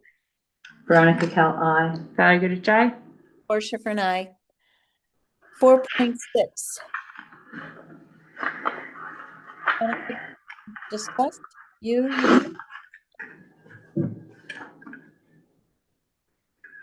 So, I reached out to, Capital Strategic Solutions, CSS, who is our ARPA consultant.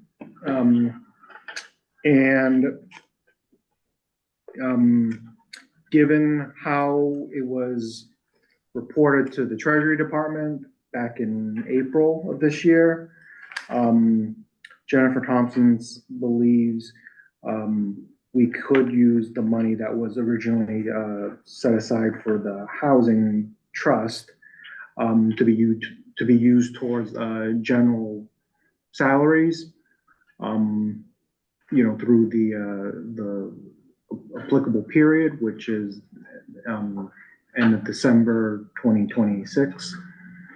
So whether it's the 93,000, because some of it had already, I guess, been paid to the housing trust, or if it's the 400,000, we can work out those details, but, in general, that money can be used for general, salaries within the operating budget.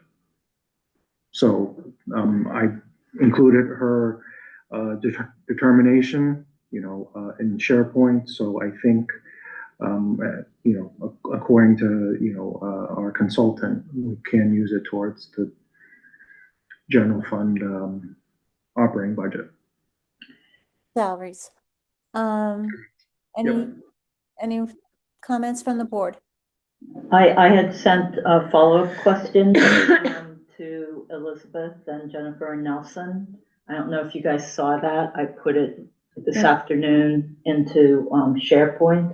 I had asked if it was 93 or 100. She said if 7K was already spent, and the auditors have indicated 93K remain, which is what they did in June when we met with the auditors. Mhm. So she would say it's 93K. It doesn't have to be HR because it wasn't specified as being for HR. That was the other question, and we, the Board of Selectmen, can determine how the ARPA funds are spent. Doesn't require a town meeting vote. Right. So I wanted this settled before our interim TA came in so that we knew what that was there or not.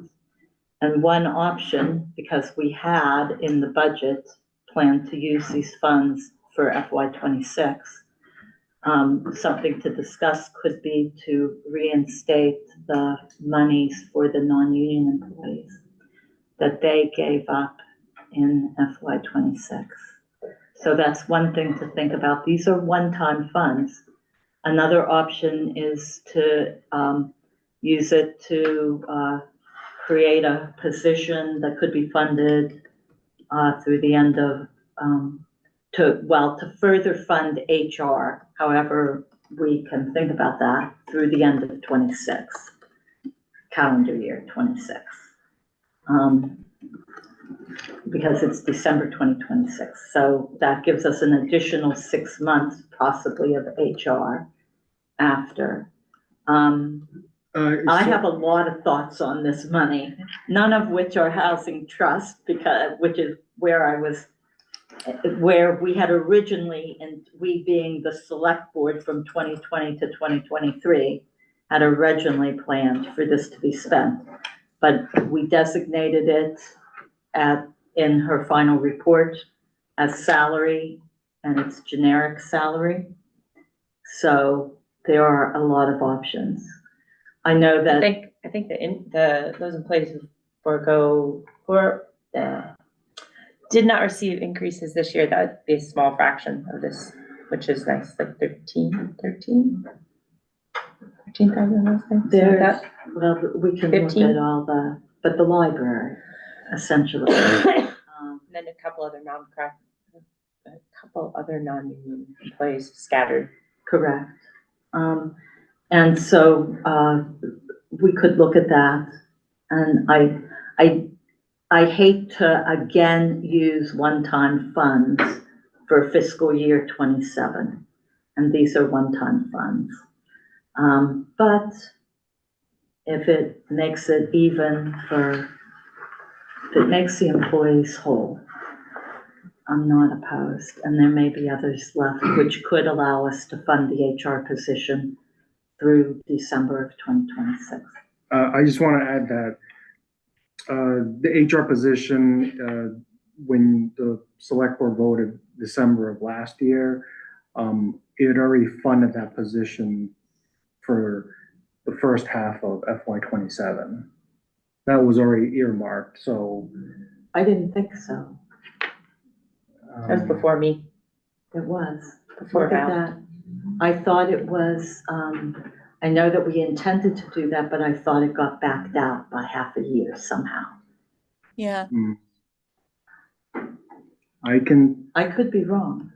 Always a possibility. I'll need to, I don't want to give an answer right now before. It's just something that we can think about. Because it's wage money, could it also go into like consultancy type one-time expenses or wages for a consultant, or perhaps I am guessing it's probably an employee, because it's ARPA money. And it had to be for an employee. Like, we couldn't use it. We'd have to look at the rules. That might be a question for Jennifer at CSS. could it be a wage for ABC Consulting to provide? But is it a wage? Yeah. That's where the question comes in. And there were rules around this. I seem to remember. there were things that we could use it for, and things that we couldn't, as far as employees went. Okay. And I don't remember what all of those were. And the rules changed from when we initially did things to when I came back as a selectman. There were rule changes, so. Yeah, you could also use it to offset, insurance deductibles for employees who are interested in that third option. I'm not so sure you can do that. That's different from wages. Depends on how you do it, how you designate it, so, I don't know. Things to think about, so just good things to think about. Creative approaches. Right. Yeah. It was good to hear that we can use it though. So it's, the board can decide, in the coming weeks and months, the best way to expend the remainder of that money. So, yeah, it's good that we got a determination from, CSS. Okay. 4.7, review, discuss letter to state fire special municipal employee. I didn't see anything in the I'd folder. like to move this to the 6th, Six, to 1/6, yeah. January 6th agenda is growing. It is, isn't it? Okay. 4 point update. There is a form for motions convening an executive session that was in your SharePoint. Was discussed by the committee. It was also edited, and then you have what we have as an accepted document to go with the onboarding and the handbook.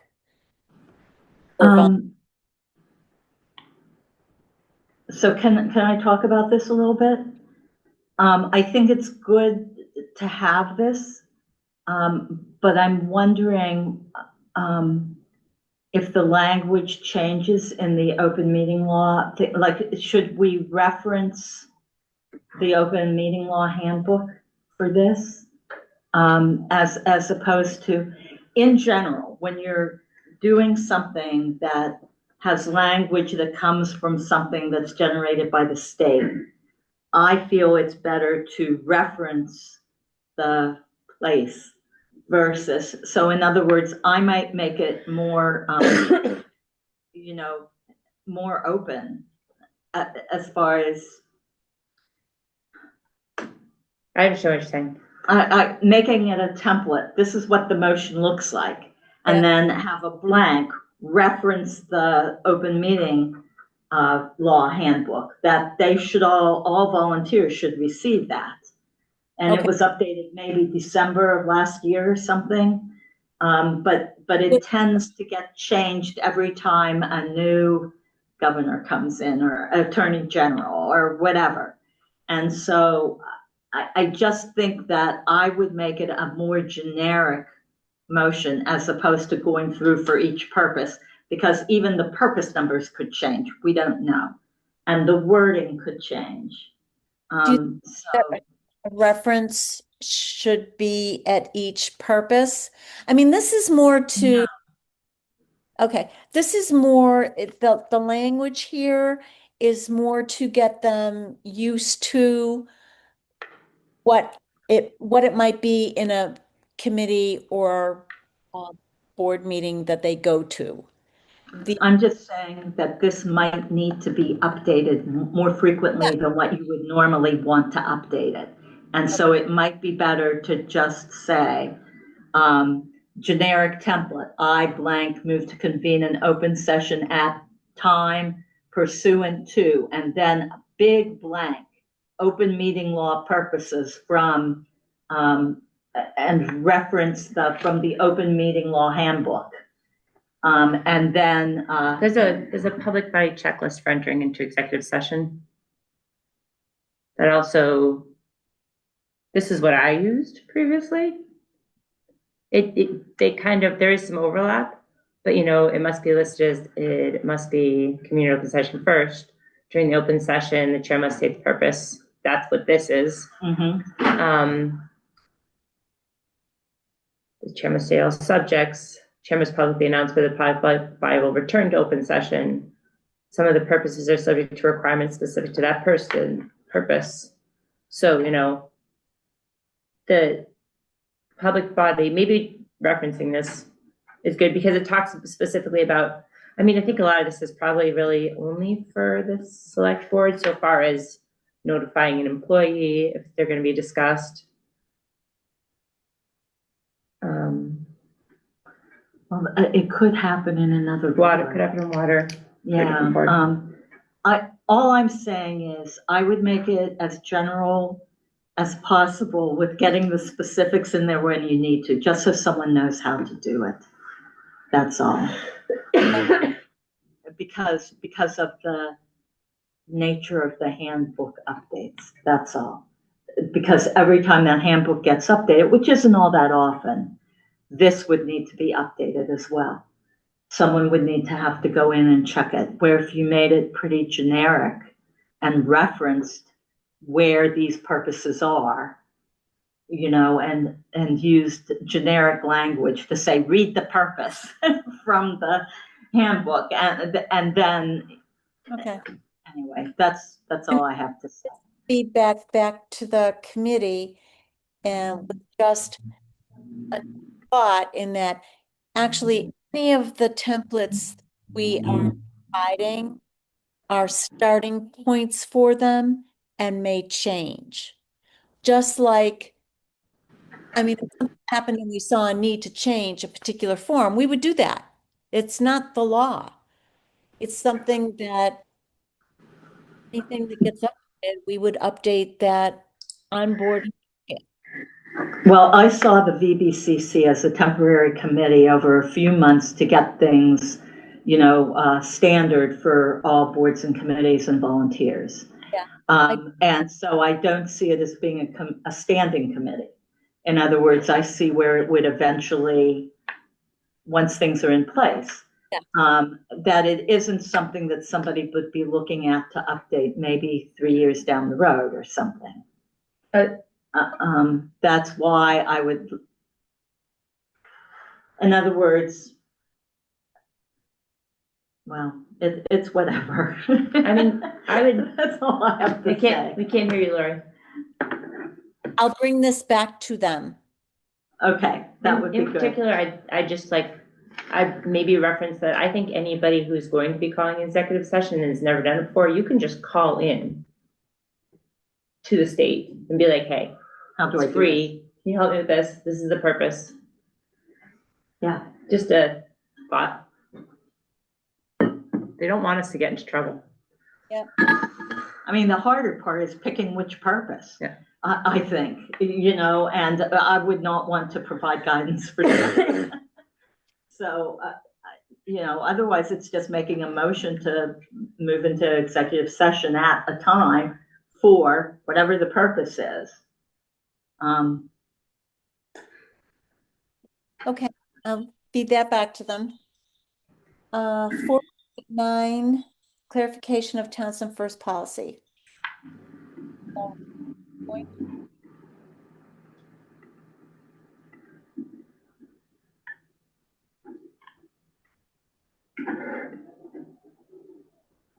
Any discussion? I wasn't sure. Me either. I might be missing some context here.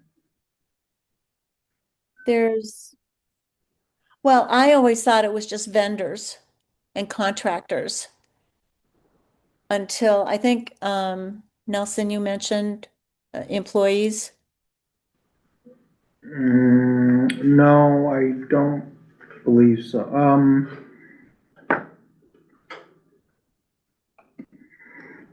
No, I didn't mention anything, but I thought it was just doing business with, you know, vendors, contractors. Okay, this paragraph does refer to resident and, you know. Yeah, it does. But I wasn't the one that mentioned it, so, Um, It says advertising any job expansion or hiring of new employees first to town residents. Maybe we want to look at this policy. I think This is you were 2022. when it was drafted. I was on the board when it was drafted, yes. So I think that's 3 years. I mean, if it's worth another look, we can do that too. It still Yeah, says, we're going on to 4 years, yeah. This was reviewed by town council. yep, The goal that was to support like a post-COVID. Right, to do local Yeah, as local. opposed to, yeah. That was the intent. but I think the most important language is all factors being equal. So, you're not going to hire, say, a town resident whose qualifications are completely, not what you're looking for just because they're a town resident, but if, the resume and experience is very similar to an outside,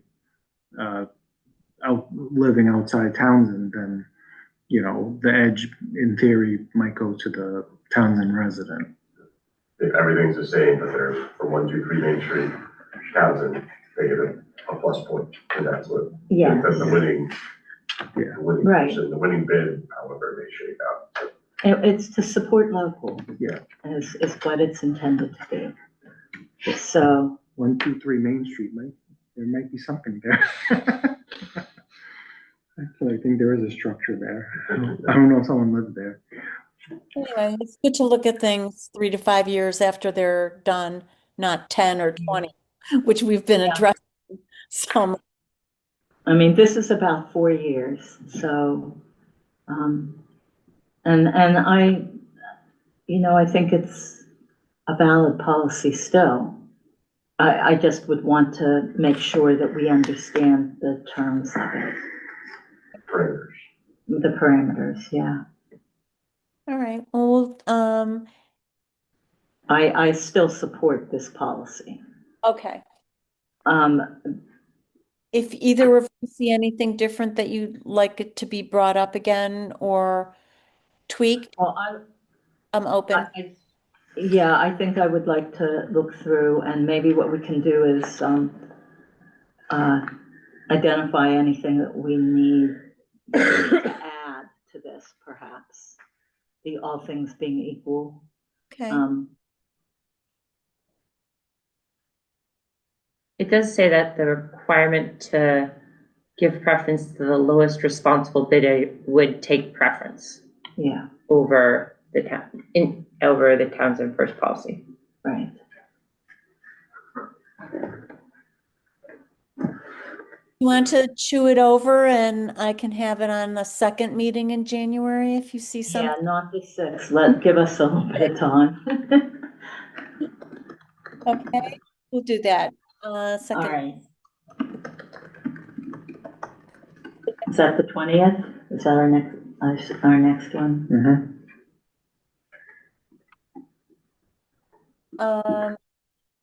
410 surplus request Townsend Fire EMS. Motion? I, Valerie Goodrich, move to approve the surplus request of the Townsend Fire EMS Department for 2002 Emergency Fire E1 truck retired engine number 3 dated December 9th, 2025.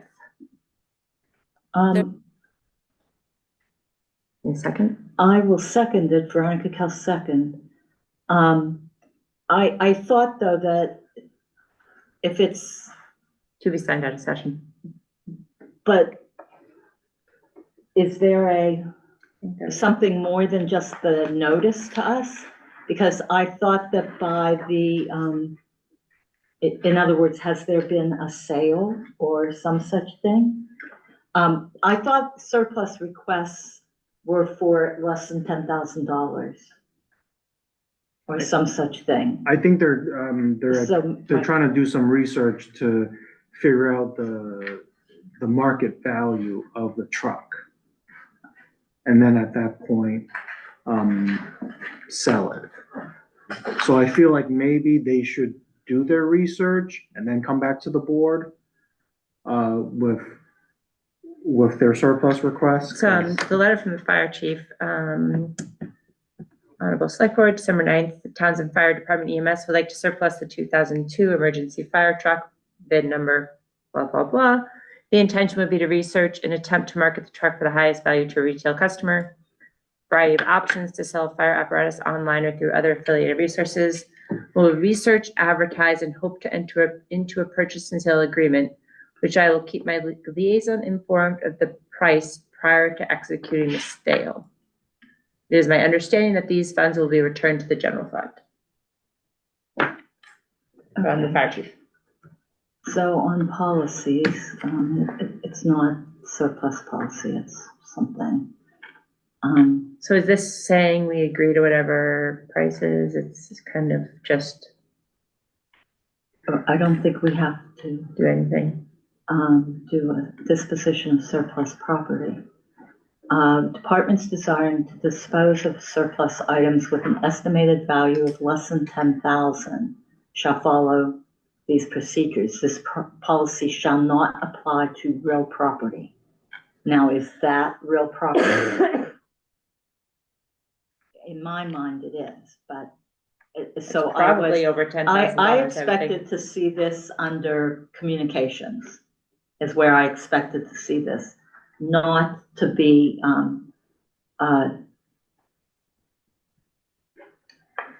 Well, the fire chief lays out the steps that they're gonna take. They're gonna research, right, provide a Advertise. marketplace report, share it with liaison, yes, and then essentially get an approval from the select board or from the liaison to say, we got offered $12,000 for the pickup truck. Can I move forward? right, And in this current marketplace and environment, you probably say yes. yes. And it does, but it doesn't even sound like we necessarily need that vote. I don't think we do, but it's good to know what it's gonna be, so we can make that determination after. In other words, I think that the fire chief can do what he describes in there.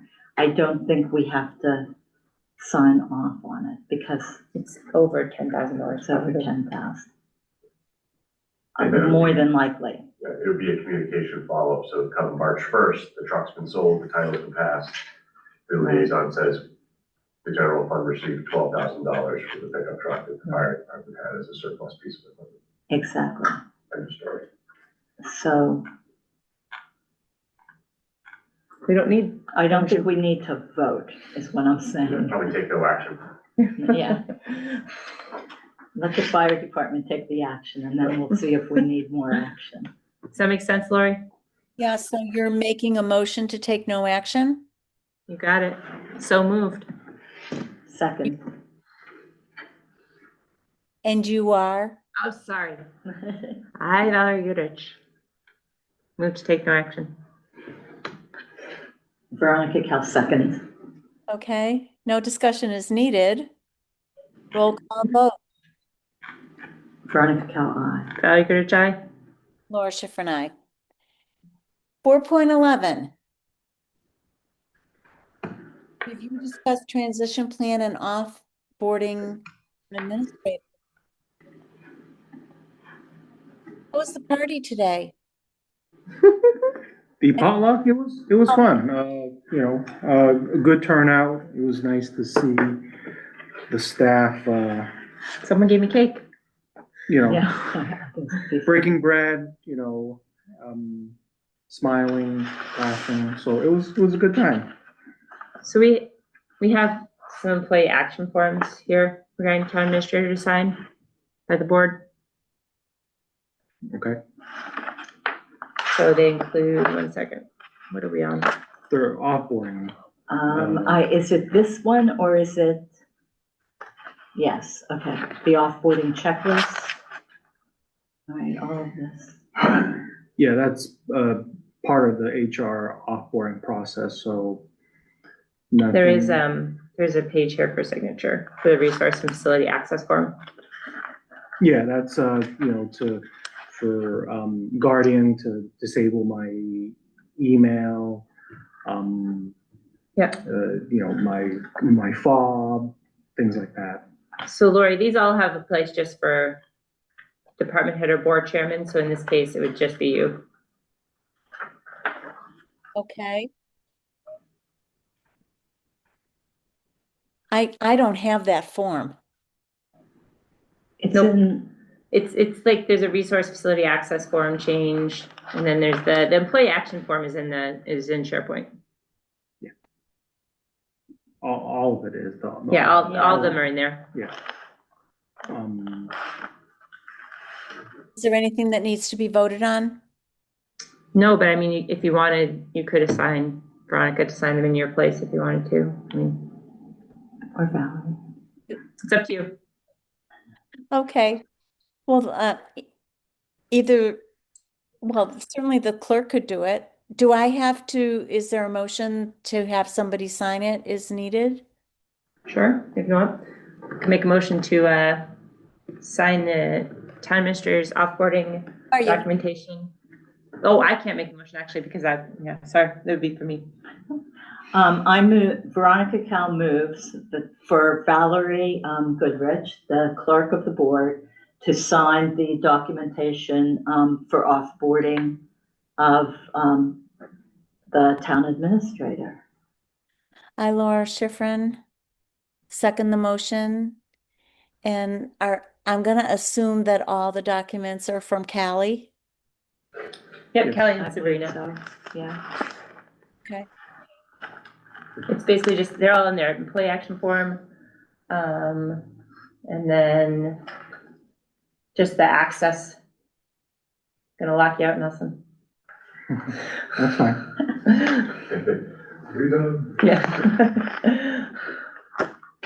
You guys have to vote. Oh, roll call. Yeah, everything's a name, right? Sorry. I'm looking for my list. Okay. Are we gonna vote this one or are we still discussing? I think that we have to add to the motion to sign out of session, I can sign right or here. sign right now. Yep. Or does that happen on the day of? These are just, they have dates on them, so it's effective, so you can sign them at any point. Okay. Some of them have already been signed, one of them's already been signed by Callie. So the request date is on all of them, so they can be signed at any point. Okay, so does Nelson sign those as well? Well, town administrator signature is here, but I believe because of the select board signing it, that would override the need for the town administrator signature. But the town administrator signature is not needed on the resource access form. I see. Okay. Okay, so signed here. Roll call, vote, Can I, or do you have more to say? I'm just asking a question about the general topic on the agenda. It says to discuss the transition plan and offboarding. Do you want to vote on this signature first and then discuss that? Yeah, let's do that. Okay. Veronica Cal, aye. Laura Schifrin, aye. I'm staying. All right. From me. Since it's about You're you. gonna, okay. Yeah. All right, so that is the offboarding part and Mhm. discuss a transition plan. So I guess the question is, and we can probably talk about this more next week in the meeting that we have to appoint the interim. But Oh, I yeah. wanted to discuss transition. We could do that next week in that meeting, correct? Okay. We're And then gonna- I wanted to talk about, but it might be under 5.1. What are we thinking that the town administrator will complete for us before he leaves? And where, I guess that's more important than what the interim town administrator does at this point. You know, we can talk more about that after we see where we are. We only see your mouth moving, Lori. Jeez, I don't understand. Do you hear me You now? might Now we hear you. It might be that you're sitting back from the speaker. Okay. So It, I would like to go to what you expect before he leaves at 5.1. okay, then We can I'm good. transition to Tuesday's meeting. Sometime, I don't know when, but sometime on Tuesday morning, we will be meeting. The All right, discussion. just let me know. For what discussion? Didn't hear you. Transition. Are you not hearing me? If you sit back, No. try it, move Sitting back. forward. No, I think it's your connection. It's choppy at times, so, yeah. So maybe, turn off your yeah, that might be Hear me better. now? Yep, we'll see if that, sort of I'm makes. talking. Yes, we can hear you right now. Okay. All right. So we were at, God. The transition is being moved to Tuesday's meeting, Okay. and that is the 23rd. In the end, I just don't have a time yet.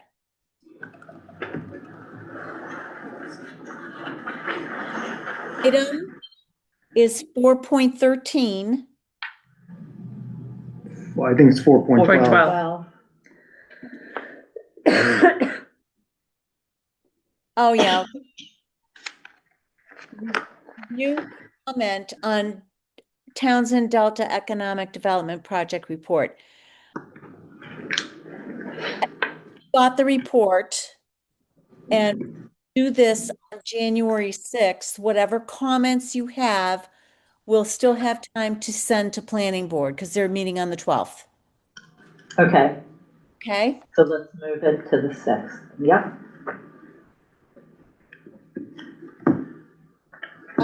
I'm moving the 4.12 to the 6th, giving the select board enough time to write down their comments. And on the 6th, we will forward our comments to planning. Okay? That works. Approve G.W. Shaw residential and municipal contract. Nelson? So the trash contract, which with GW Shaw, which is the residential and the municipal buildings, has been, signed by the Board of Health, vetted by, town council, and, signed off by the town accountant. So I think We're This- fine and good? the contract is where we want it to be. Okay, so I understood at the joint meeting, everyone seemed to be satisfied. Joint meeting with Board of Health. Is there a motion to sign out of session? I, Valerie Goodrich, move to approve the GW Shaw residential and municipal contract contingent upon town council review with signature stamp out of session. Does it need to? I thought it was already It reviewed. was already reviewed, but hasn't he signed it? Did he? Yes. Yeah. Yep. Yes, that's not necessarily in the motion. We just need for the select board to sign out of session, please? Or no? Yep. Yeah, I said my signature stamp. Oh, okay. And there was a second? Veronica Kell second. Valerie, did you say your name? Yes, I did this time. I'm sorry. Any more discussion? Any further? The one thing I would like to say is that Elizabeth Breccia, our town accountant, sent me the spreadsheet, and she asked that I send it to all of you and to the FinCom. I forwarded it to Sabrina. It just came, I think it was today, either last night or today. Have you seen it? No. No, I forwarded it to Sabrina, and I asked that she send it to you guys and to the FinCom, because I don't have the email addresses for the FinCom, and I don't know if there's a finance committee dot, whatever, like there's a, select board at townsendma.gov. I don't know if there's a finance committee generic that sends to all of them. And she wanted to be notified of all of the select board email addresses and the FinCom email addresses, so that she could, in the future, she said she would send these monthly. It's the one that we talked about in the joint meeting, where it shows what the actuals are, and then also what the,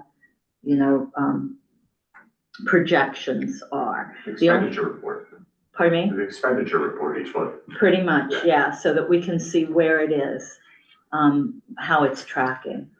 I had a couple questions on it, but I'll send them to Elizabeth. The questions were, it looked like she had 58,000 in there, which was the July-August contract, as opposed to the current. And I thought we were paying the tonnage in this. In other words, I thought there was a monthly and a tonnage in this. Is that right, Nelson? Correct. Yeah, and I didn't see that reflected, but I might not be reading the thing correctly. So anyway, yeah, so you should look for that in email, and then it should be coming monthly. Once she has the numbers in, she'll send it to us so that we can keep track Okay, for the fiscal year. that's great. Good idea. We'll all look forward to seeing those. Okay, so down to, We need to vote. We need to vote. to sign on a session, signature Okay. stamp. Okay, I got it. Any further? Veronica Kell, aye. Got a good try, Laura Schifrin, aye. just in case. I wasn't sure for the. More times we vote, the better. Of course, there's probably an You open guys- meeting law against that. You vote too many times. Hear me? Sorry. Yes. Sometimes. Oh, God. All right. 5.1. Oh, no. But, no. We did, Yes, 5.1. You're right, Laurie. okay, 5.1. Get away. Okay, let me get to it. As I'm going through. All right, this is the report on the goals. So I think we need to put this again. I want to talk today, but I think we need it again on the 1/6 agenda so that we can meet with our interim TA to discuss things. But anyway, I've been making a list, and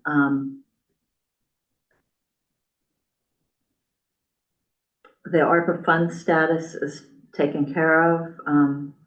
The water lawsuit is taken care of. The budget, I guess the one thing that isn't covered either today, and I have questions on the MS4, but anyway, is the DLS status, the status of the Financial review. financial Management review. review. I thought it was supposed to take place in the fall, and we are now in winter as of tomorrow, I guess. We haven't heard anything, so. I think we're just we're on a list and they go in order. Yeah. So it will be when they get there, from Okay, what I understand. so could you confirm the list, Nelson? I think I want to know where we are in that.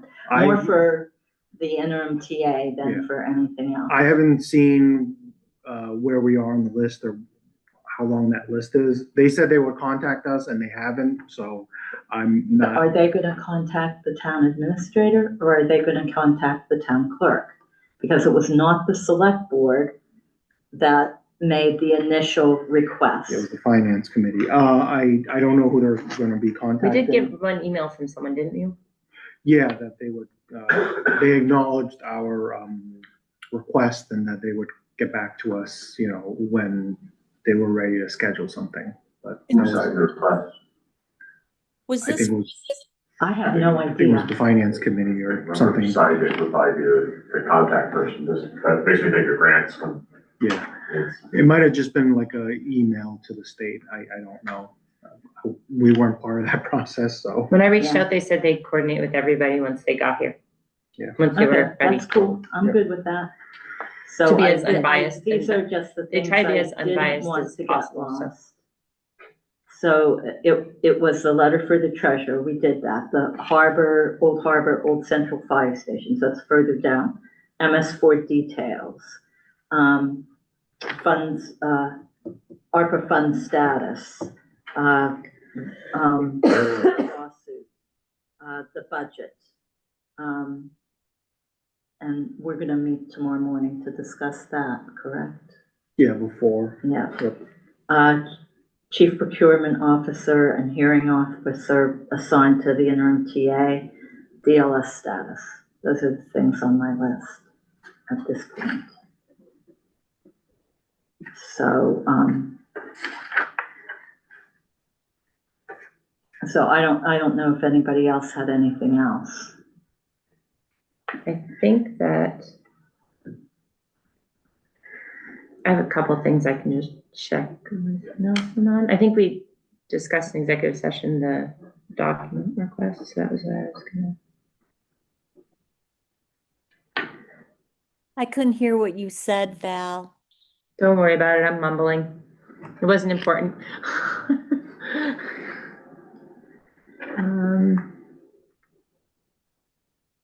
Let me know when you're ready to go on 5.3, the update on TCAM.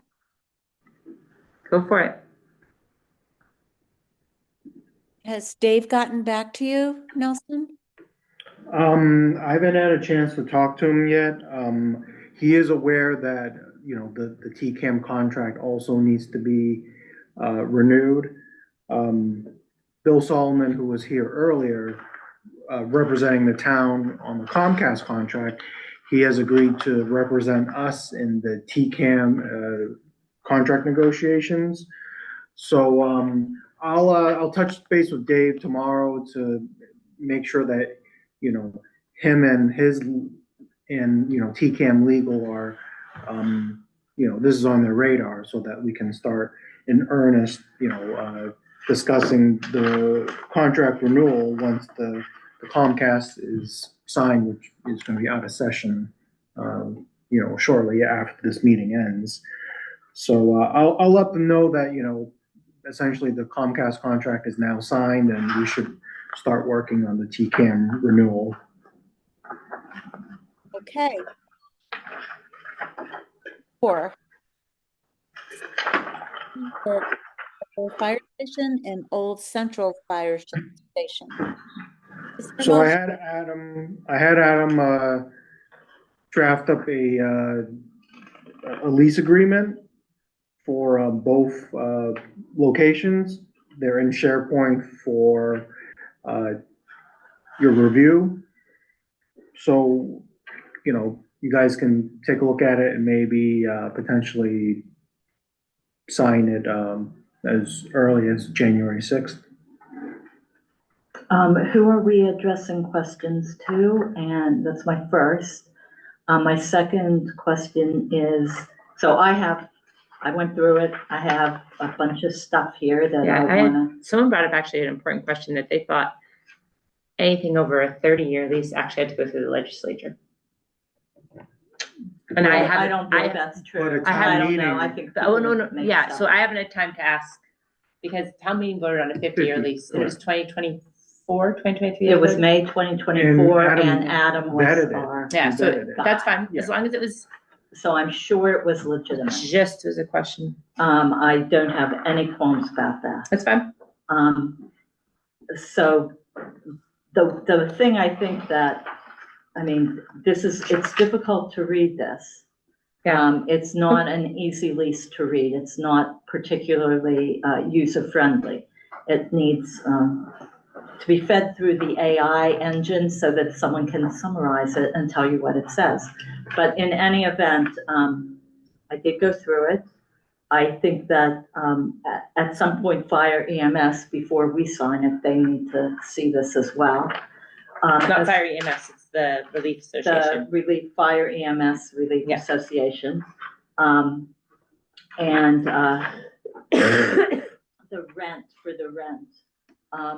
that's something I think we could talk about today, because I think that it should be $1 annually, paid on the 15th of January during the lease term. Because that is what we rent the soccer fields for. So that would be one of the big questions, and that's why I chose that.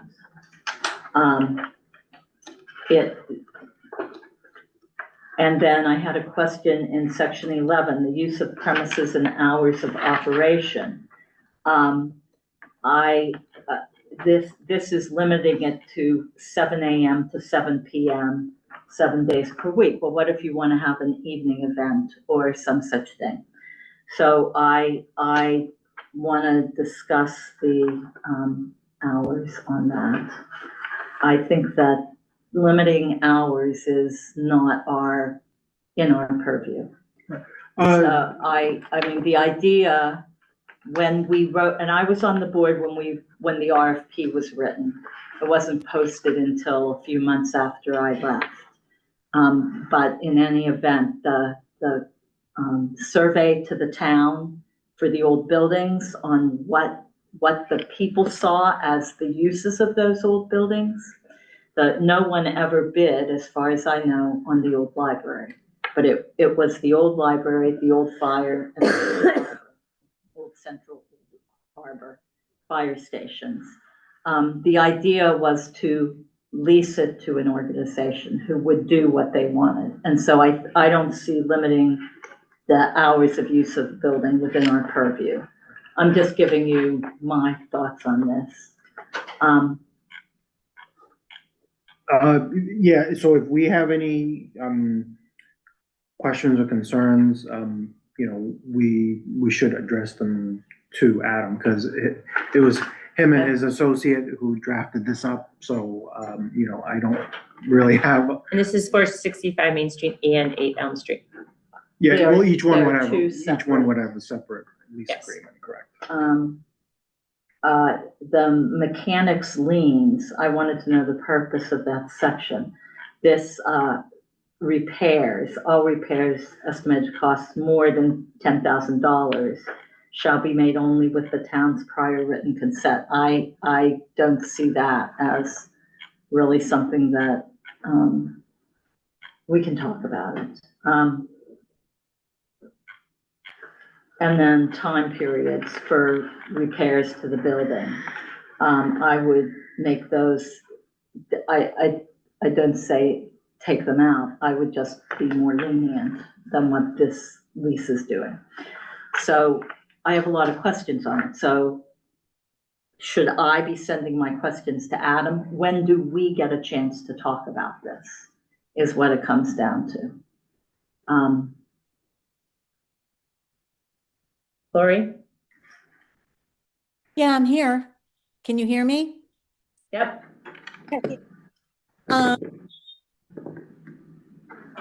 I have no problem with you sending your questions to Adam. And then I have a couple. Okay. What are yours? Just Similar, well, I mean, I have a feeling that yours cover mine. Mine was I guess my main question is that if we're good with 50, and if everybody, that's an easy question for me to ask, and it takes 2 seconds, so. yeah, I'm good with 50. It was voted by the Yeah, people. no, I just want to make sure it's all copacetic. And then. Why would it not be? No, If it was the just. warrant articles were approved by town Yeah. council. Yeah, that's exactly. Okay. Yeah. All right.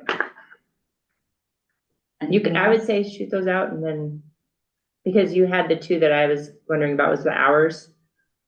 Yeah. And then repairs and the mandatory nature of repairs. Yeah, that was kind Because of. it seems like if someone's leasing the building, like they are, yeah, I didn't understand that.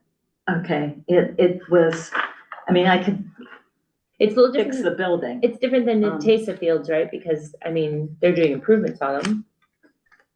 And it's in the lease. Yeah. That we allow, anyway, Yeah. you'd have to read their lease to, This one, and Adam also, this worked seemed on very that lease. different. they're than the two Tesa very lease. different leases. So, And so, anyway, okay. So, and I would, it's in, because the other one is just like this. So the questions are for both of them. All right, I'll shoot my questions to Adam. I think it was someone named Joe that worked on this. Can't remember his last name, Joe somebody.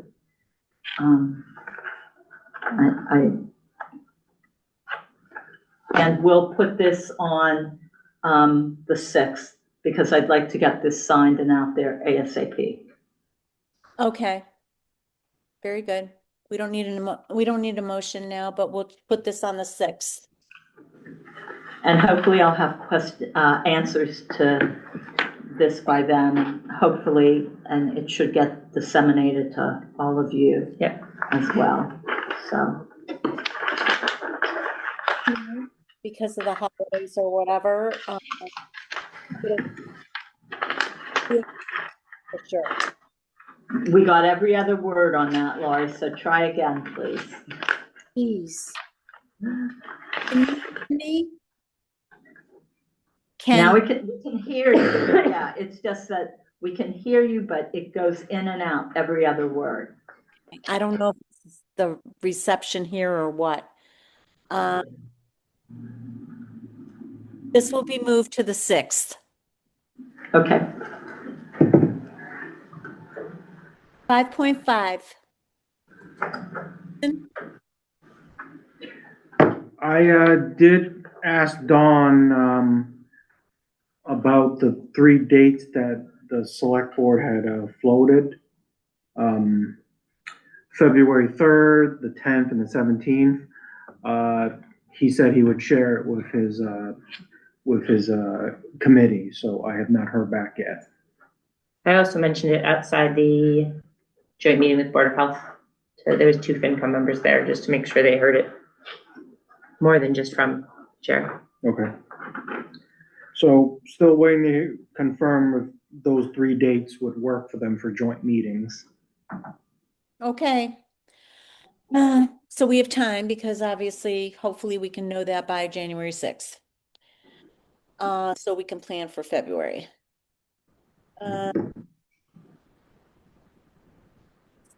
5.6, status of the lease agreement or the draft agreement with Spalding Memorial School.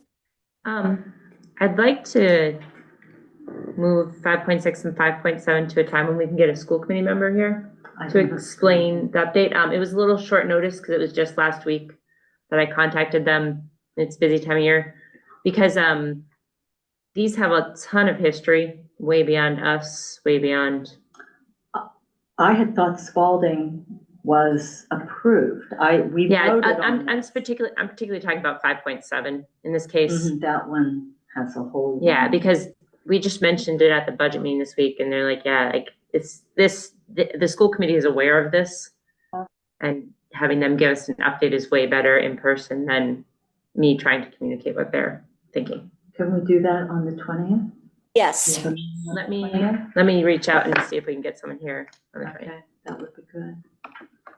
I know I attended meetings for the district agreement that Randy was running. Yeah, and I reached out and talked to a few other people who were on that, and they didn't even. It was like they had handwritten notes. They think they didn't even. There wasn't even a lot of. I don't know, but she did hold meetings. Yes. On different parts of it. Yep. And anyway. So there was a lot of work done on it, and Yeah. it's actually, and so the trick is it hasn't moved to the whole school committee.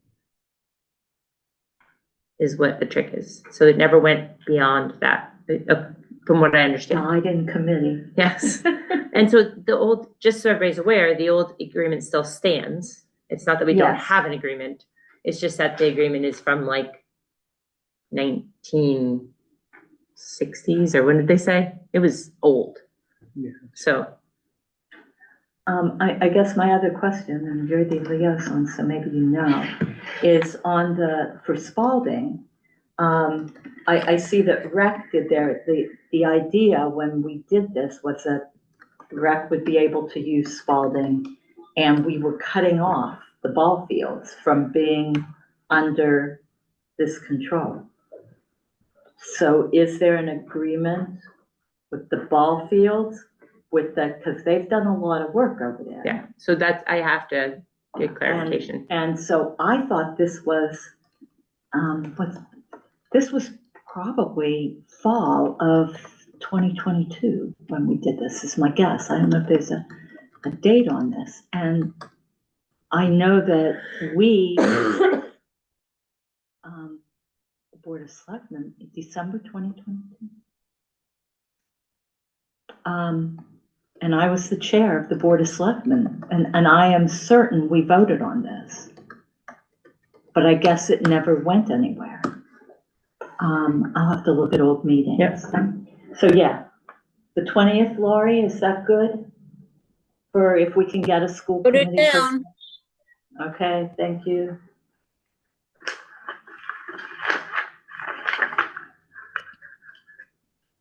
All right, so now we're going into our first reading of 3. For So, Valerie. yes, so I had a question that I posed to council when I read the federal funds policy. And I uploaded that to SharePoint. If anybody got a chance to look at it. Yes, so essentially, our federal funds policy has kind of a clarification item to it, which is in section 2, it basically says, is the policy of select board to respect the authority of town boards, yada, yada. The following are authorized to accept grants and gifts of federal funds for their designated purposes.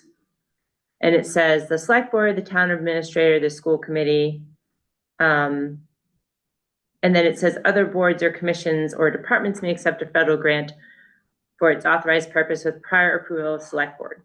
So just because I come from library trustees, the way I understood Mass General law with regard to trustees was that they also fall kind of outside of the select board with regards to funds delineated to go to the library. So if they applied for a federal grant, the select board would not have to approve that. It would have to go through the normal accounting procedures.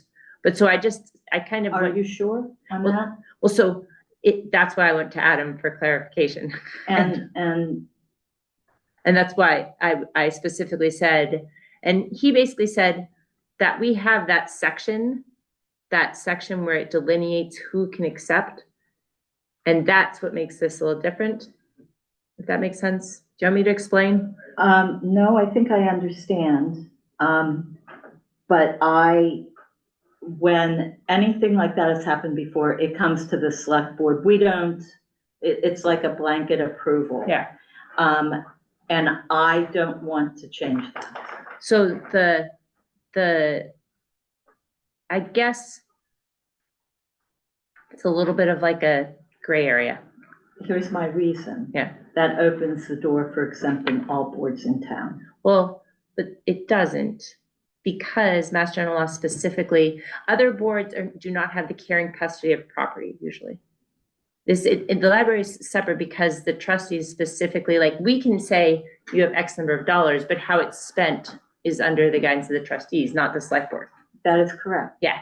So in regards to this, it was just, we could put it in there basically is what.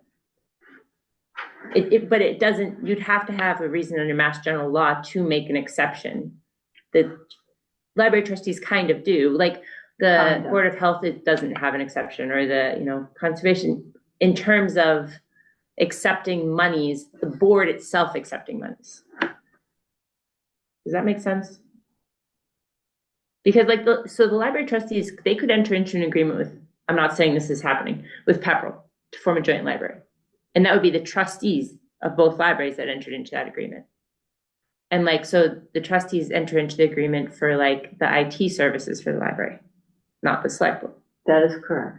So I just didn't know if. Same is true with the water department. Yeah, because they're entirely separate legal entity. Well, not entirely, no, sorry. They're not. They're, I am a no on that. Okay. Where there's a specific carve out for school committee or for the schools, I don't see a specific carve out. Yeah, it's a tangential, maybe sort of. Yeah, It's not a specific carve out, and so I'm a no. okay. Because it opens a door that I don't want to open. I was, Not for the library. Yeah. It opens the door, and so I'm a no.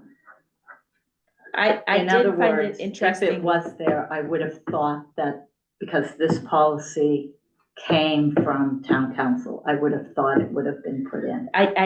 The reason I thought it was interesting is because our policy does specifically carve out who is authorized,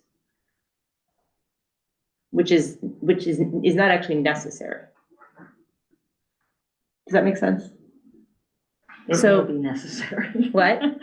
So, the acceptance of grants, yada, yada, yada. That said, your proposed federal funds policy does require select board approval, except as exempt. So the statute, Mass General Law 4453A, the statute doesn't require select board approval of the acceptance of a gift or grant, only its subsequent expenditure. Our federal funds policy does require select board approval. So it's different than Mass General Law, which doesn't actually require select board approval. Okay, That was just the way I was kind of reading it, and it's fine. it's no. Okay. Not that I wouldn't consider at another time. Yeah. No.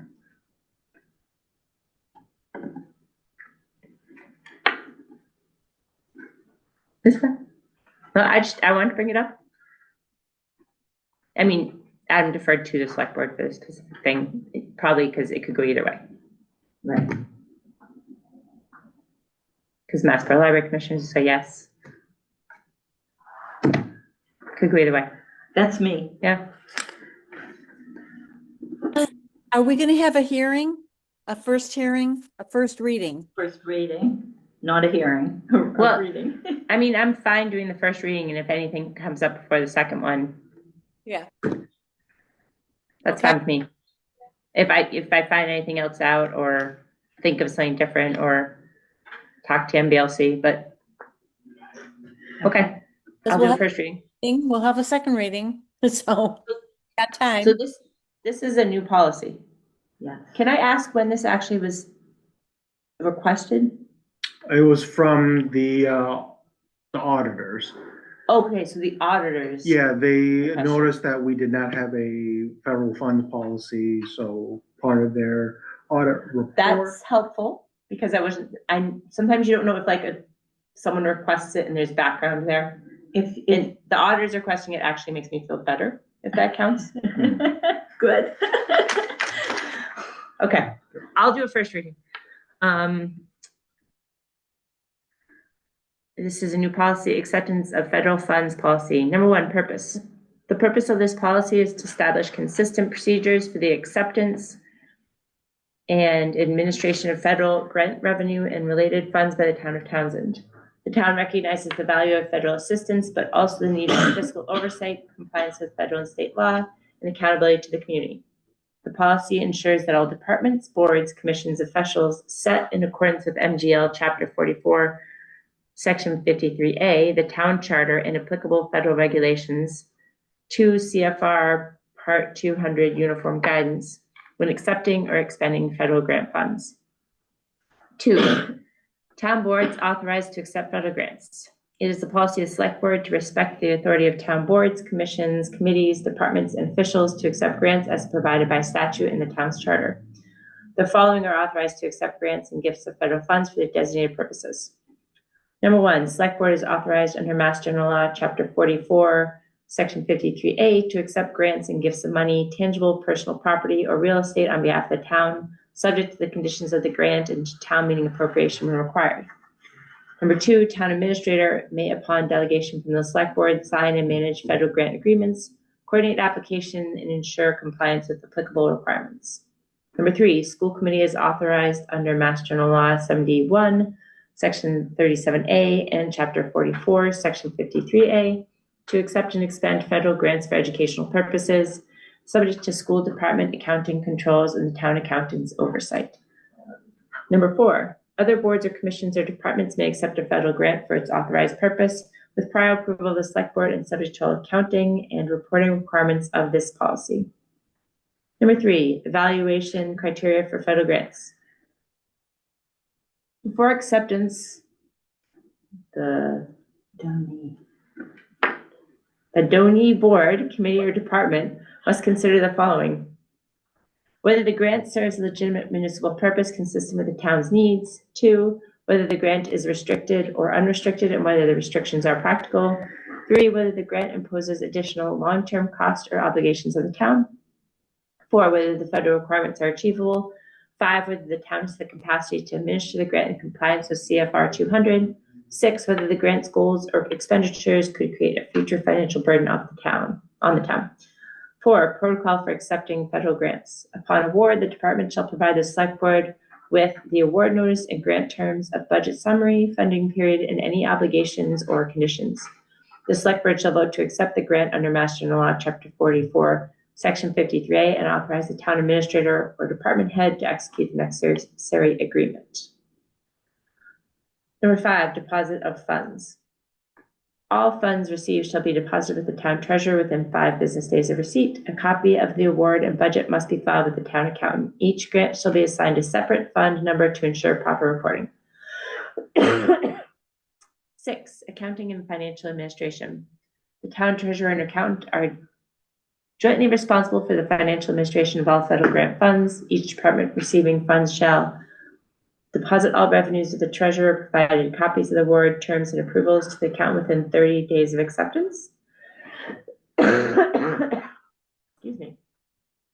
The accountant shall establish separate accounting records for each grant, ensure compliance with uniform guidance and state accounting standards, report annually to the select board and town meeting the status of all active federal grants. Interest or program.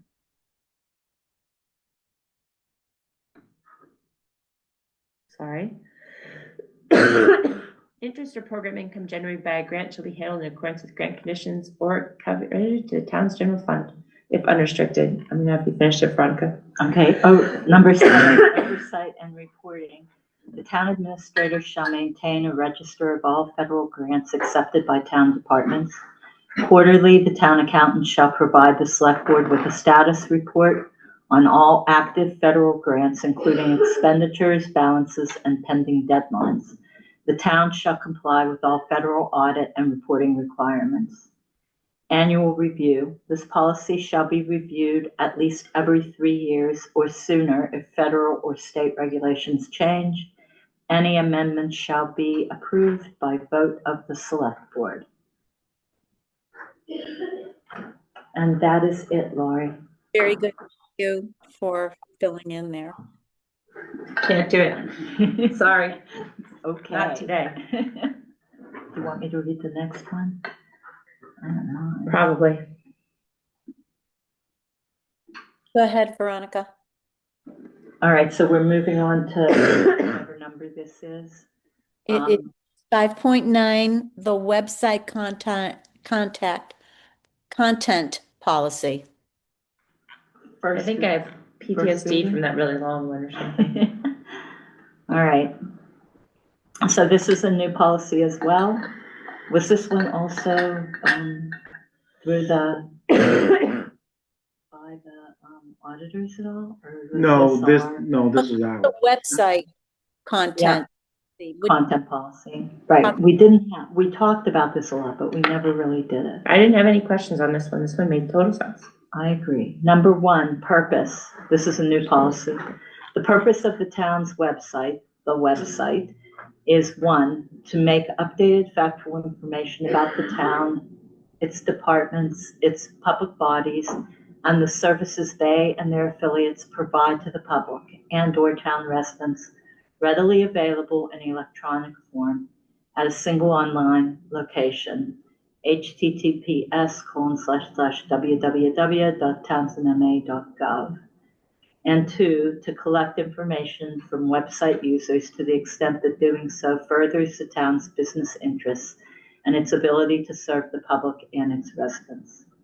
By creating and maintaining the website and posting content thereon, including without limitation, posting third-party content, and collecting information from the public and town residents to further the town's business interests, the town does not, nor has it ever intended for the website to serve as a forum for free expression by the public. Accordingly, neither this policy, the town's choice of what content to post on the website, nor the manner in which it makes such choice should be interpreted as designating the website as a public forum. To the contrary, all content on the website is an expression of the town's official sentiments. The town is speaking for itself. The website is therefore government speech to which the free speech clause of the First Amendment of the United States Constitution does not apply. In addition, no event held on town property or elsewhere related to third-party content posted on the website shall have any effect on the town's intent as set forth above. Number 2, website administrator and website user. The town administrator will appoint a website administrator who will be responsible for ensuring that the website is operating as intended by providing all necessary maintenance and technical support, and who shall be the only person authorized to post, remove, or modify content thereon. The name and the town email address and telephone number of the website administrator will be available on the website. For the purposes of this policy, user means a person using the website in his or her capacity as a private individual, not as an official, employee, or agent of the town or of any other public entity. Number 3, permitted content. The town administrator and website administrator will determine what content is posted on the website. All content on the website must further the town's business interests and its ability to serve the public and its residents. All town departments, public bodies, and officials are encouraged to contact the website administrator to post content to the website that is consistent with the purpose set forth in this Section 3 and Section 1 above. Third-party organizations or individuals who want to post content to the website may apply to do so by contacting the website administrator. Number 4, prohibited, and that's spelled wrong, prohibited content. The following and links to the same are within limitation examples of what content is prohibited from being posted on the website. A, true threats.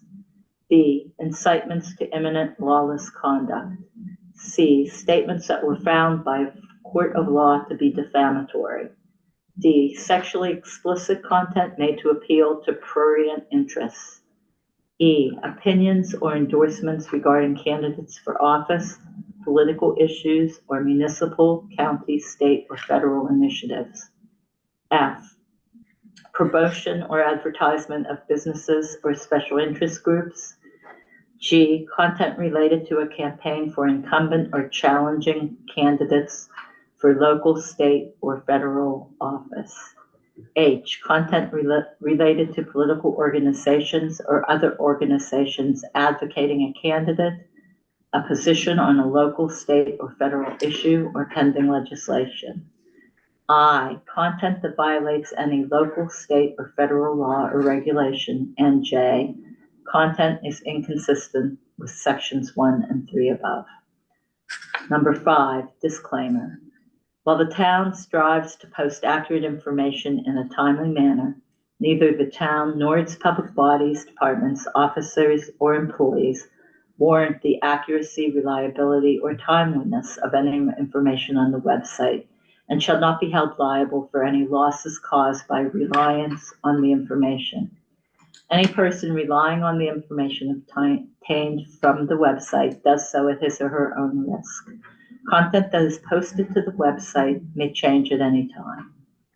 The town, therefore, will not assume any legal liability for any misrepresentations that may occur.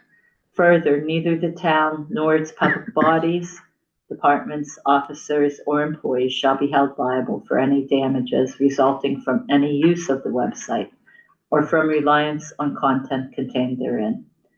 The website and its contents are for use by town residents, and the public may be updated or changed without notice. attempts to modify, destroy, or damage the website or its contents, or to use the website in ways not intended by anyone other than the website administrator is strictly prohibited and punishable in accordance with applicable state, federal law, and local laws, regulations, and policies. While the website contains many links to external websites for the convenience of its users, the town does not guarantee the accuracy, quality, completeness, or reliability of such content and assumes no liability for any misrepresentations made thereby. Further, the town does not endorse any opinions or products associated with any linked external website. Communications made through this website's email and messaging system shall in no way be deemed to constitute legal notice to the town or any of its agencies, officers, employees, agents, or representatives. Number 6, privacy statement. A, the town is committed to protecting the privacy of those who use the website. However, the information received through the website may be a public record under the Commonwealth's Public Records Law, GL Chapter 66, Section 10. This privacy statement applies to the website and governs its data collection and usage. By using the website, a person consents to the practices set forth below. This privacy statement is intended to allow website users to make informed choices about whether and to what extent they choose to share personally identifiable information with the town through the website, and to inform them what information that the town collects, what the town does with it, to whom it may be disseminated, and how users can access it. Users can maximize the benefits of their privacy partnership with the town by making informed choices about whether to share personally identifiable information with the town through this website. B, the town may collect personally identifiable information such as users' email address, name, home, or work address, or telephone number. The town also collects anonymous demographic information which is not unique to you, such as your zip code, age, gender, preferences, interests, and favorites, depending on what you submit. The website automatically collects information about your computer hardware and software.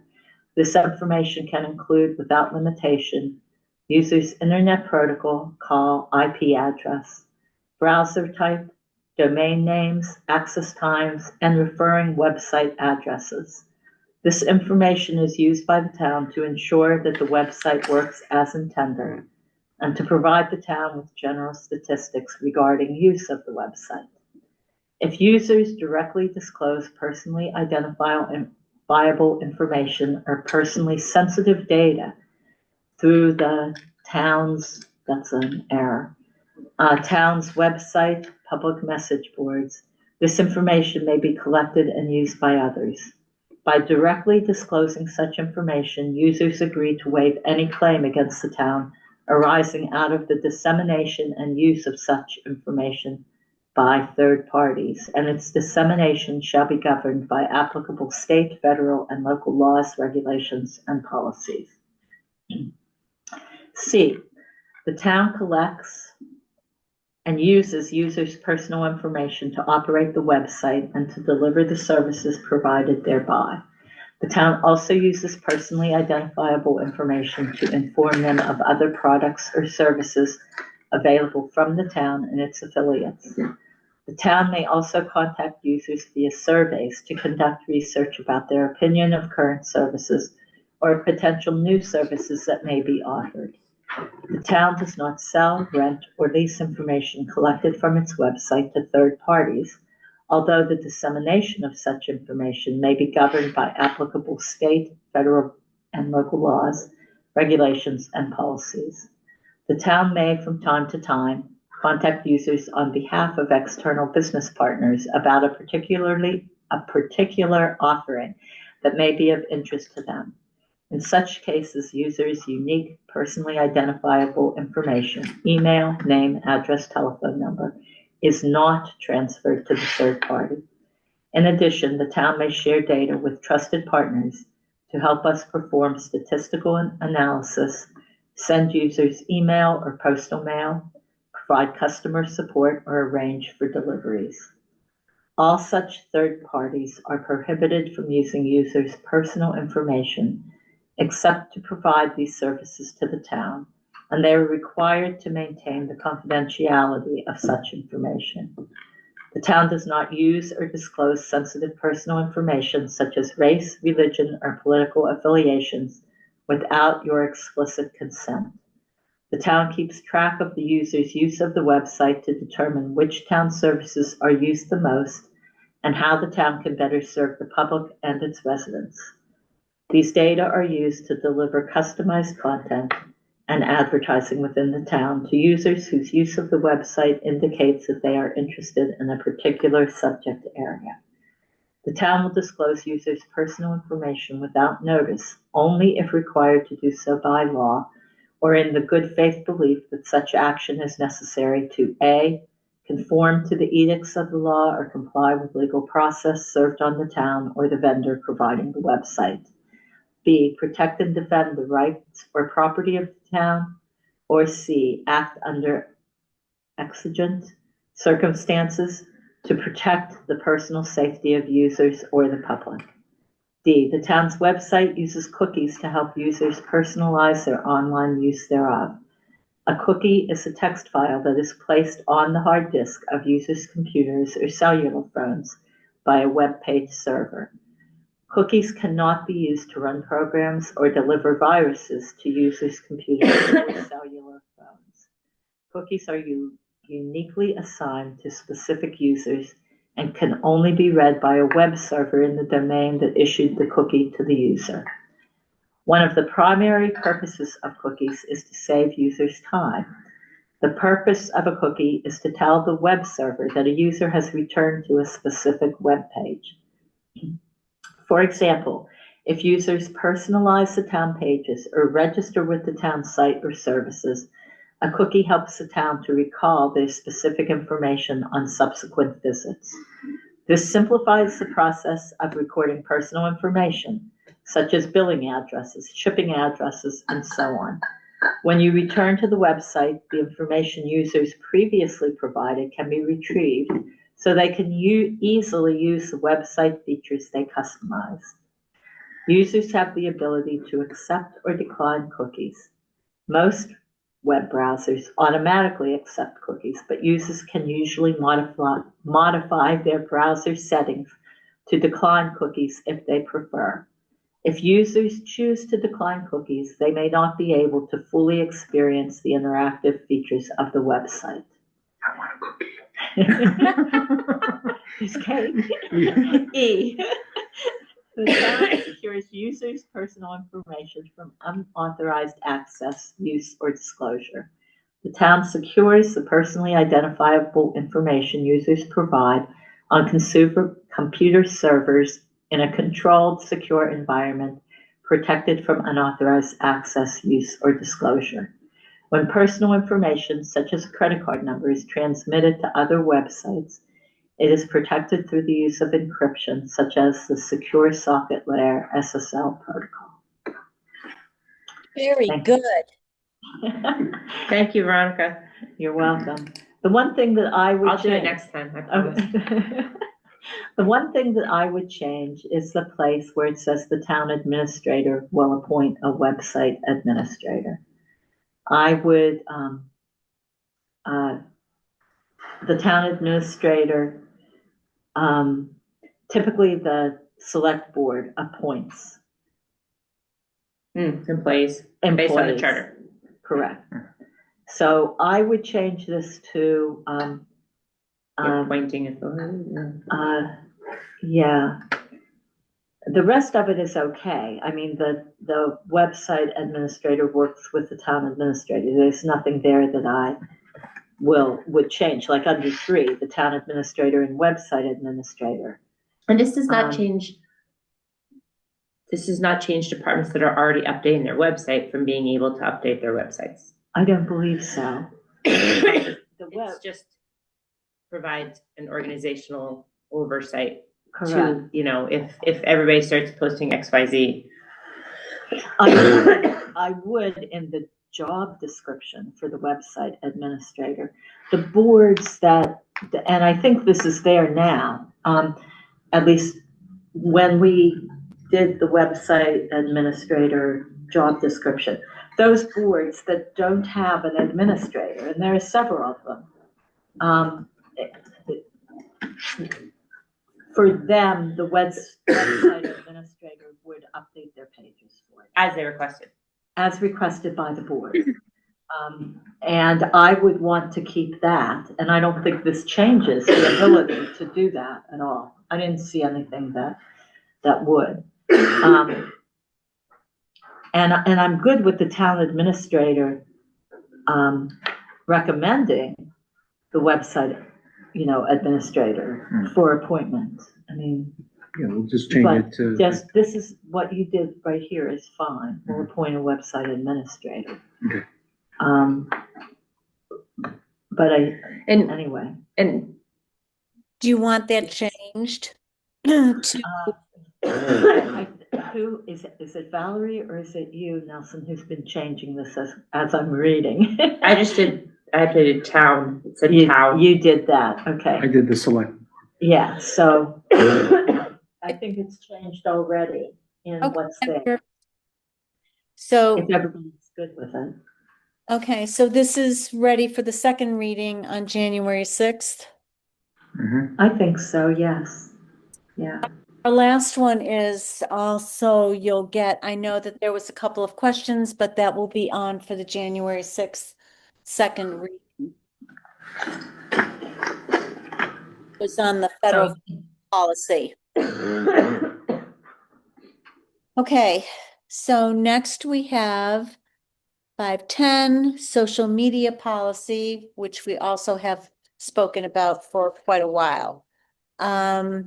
Do you want to, Veronica, do you want to read this one too? Sure, I'll read it. There's no header on this one. Is Townsend's this an update? policy is what I have on Pardon me? what I printed off says Townsend social media policy. I don't think, Sabrina put it on the letterhead yet. Mine says it. Not on the letterhead. It doesn't have the letterhead. You're It correct. doesn't have the letterhead, so is this an update to the policy or is this a new policy? Let me There is an see. existing policy. So Adam says this does effectively replace two separate policies in existence. Oh, One is pertaining to personal social media use, and the other one is addressing town of Townsend social media accounts. So I think I want to save the reading of this for the first reading to 1/6 so that we can get that header in there and so that Which we can policy it identify, replaces. yes, the two policies that I know Nelson just read it, but I would like it in writing, I guess. And then I'll read it, so you'll And be off then, the hook. yeah. Thank you. This was. to January 6th. Okay, thanks. Where is mine? Policy also reminds me, when somebody comes on board as an employee or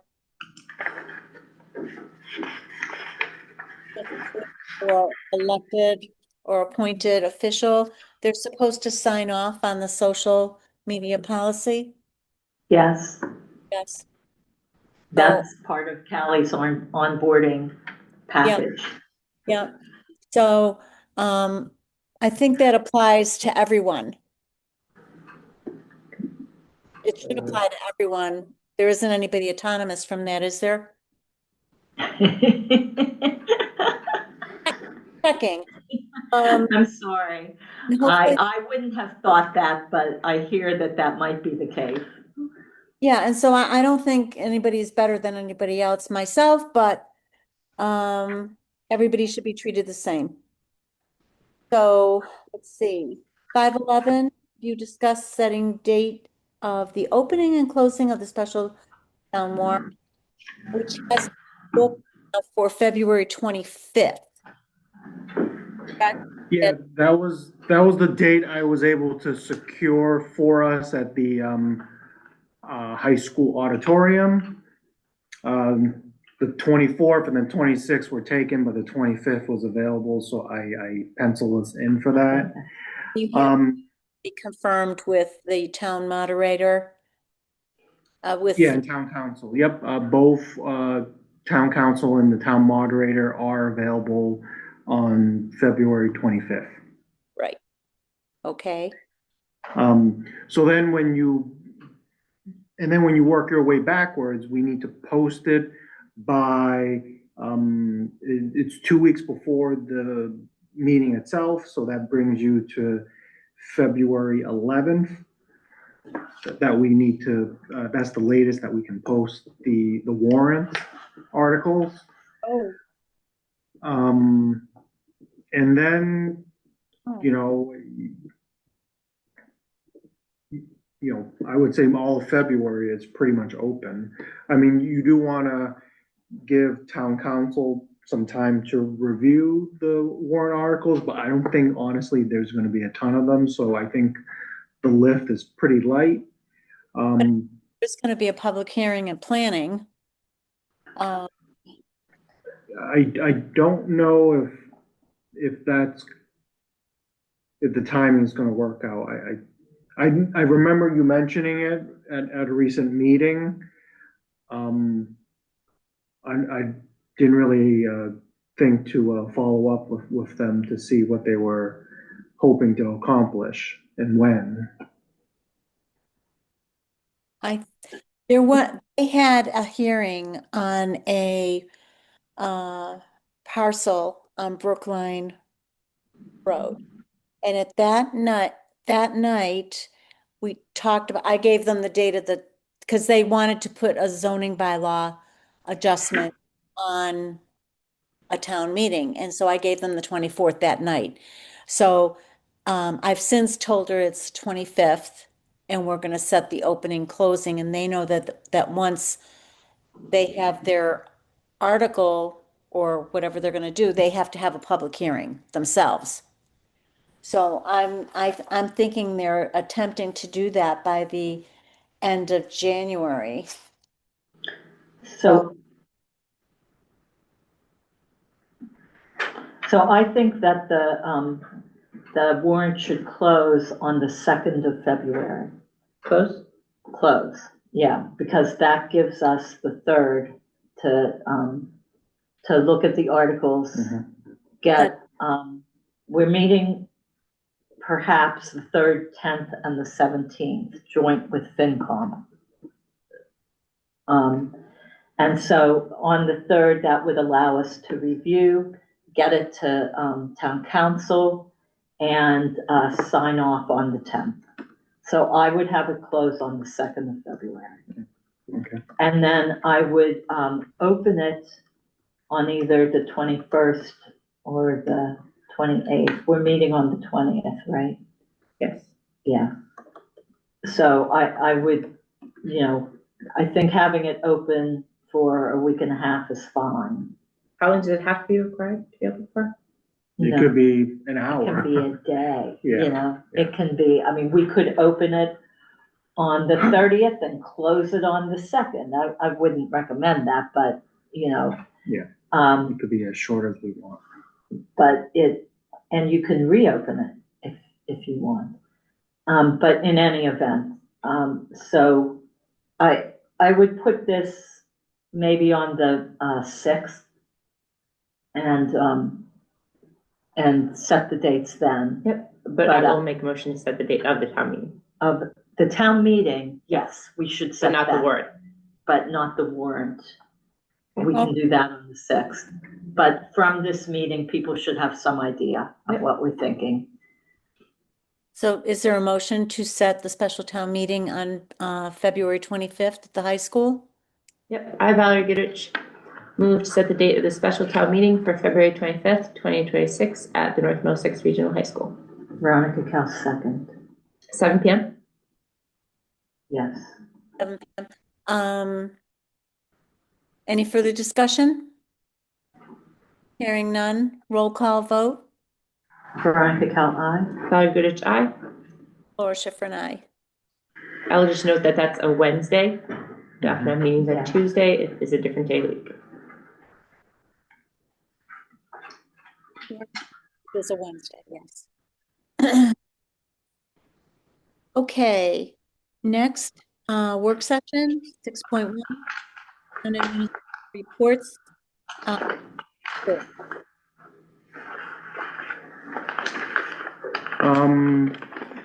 So last week on December 11th,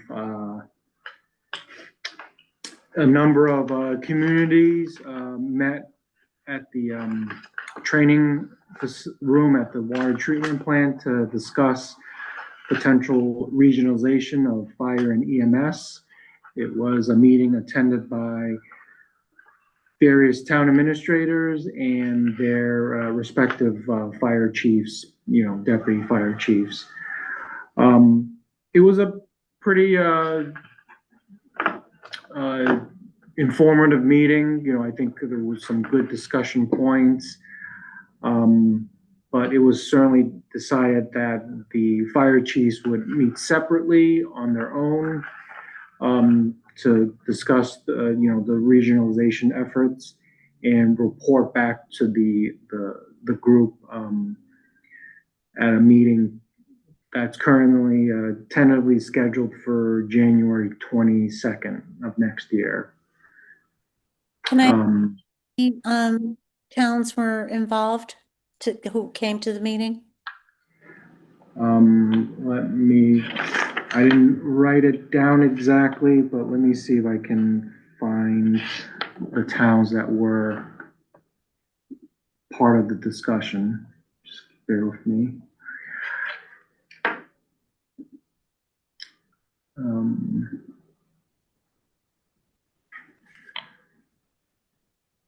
So it was Ashburnham, Ashby, Townsend, Lunenburg, Shirley, Pepperell, Dunstable, Tingsboro, Groton, Air, and Littleton.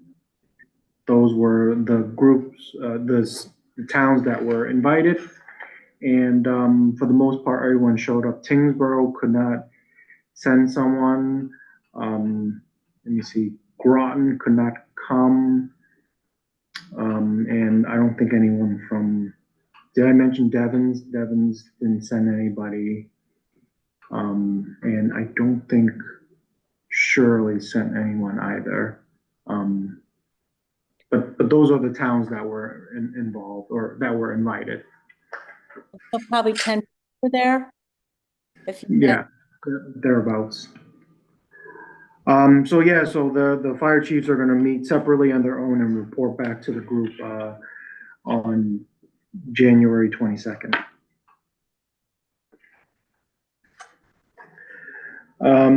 School budget update. We had a meeting this past Monday.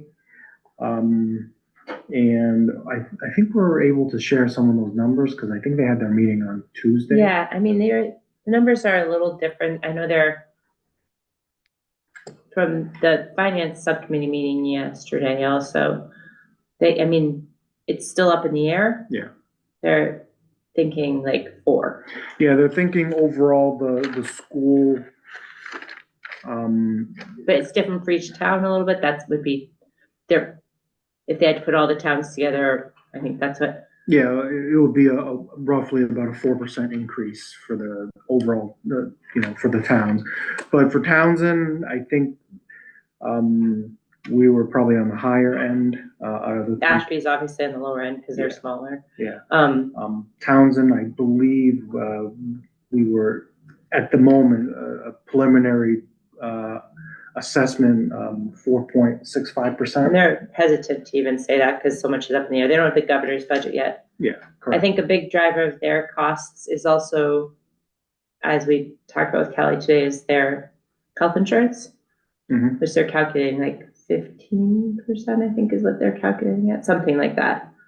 I think it was 10% 10% for active employees and 20% for retirees. So And that's level services,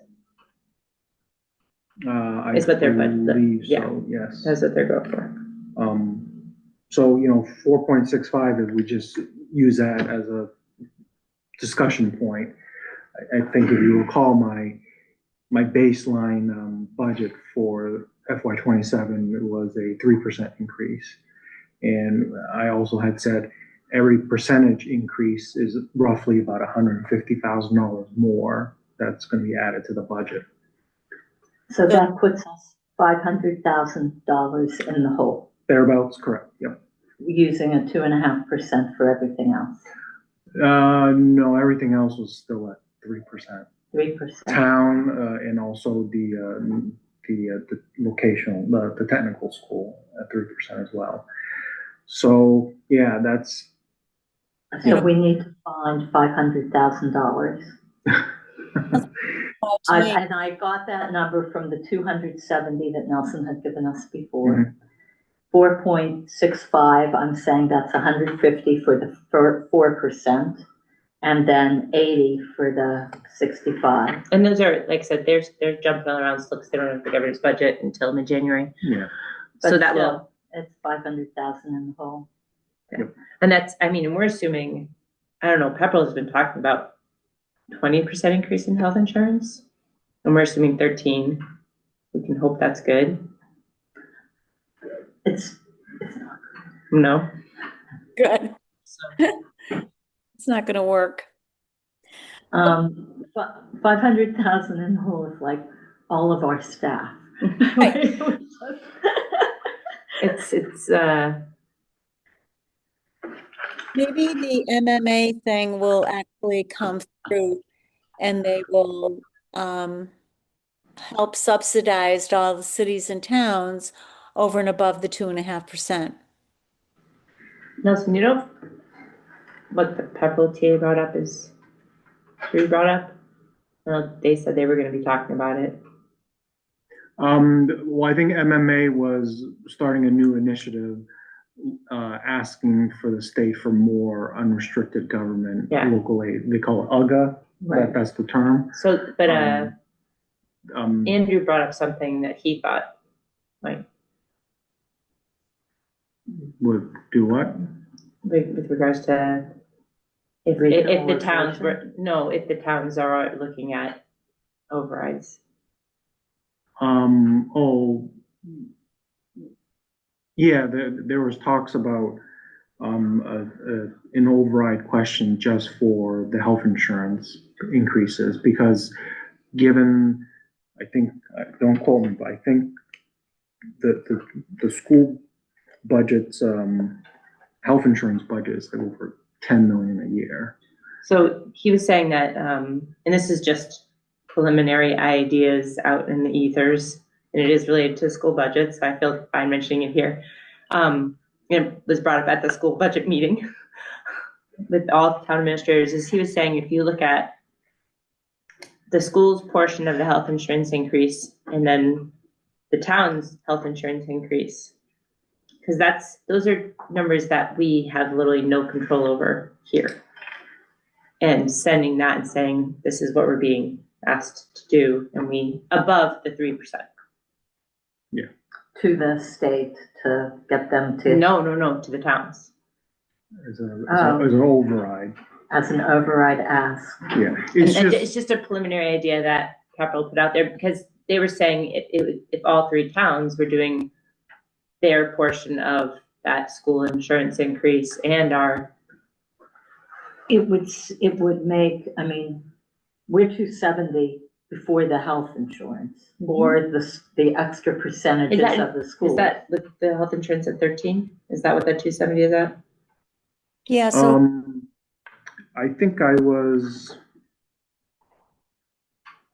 in my preliminary budgets, I'm more on closer to 15%. I know Callie. Did you already factor that in then, in the 270 in the whole?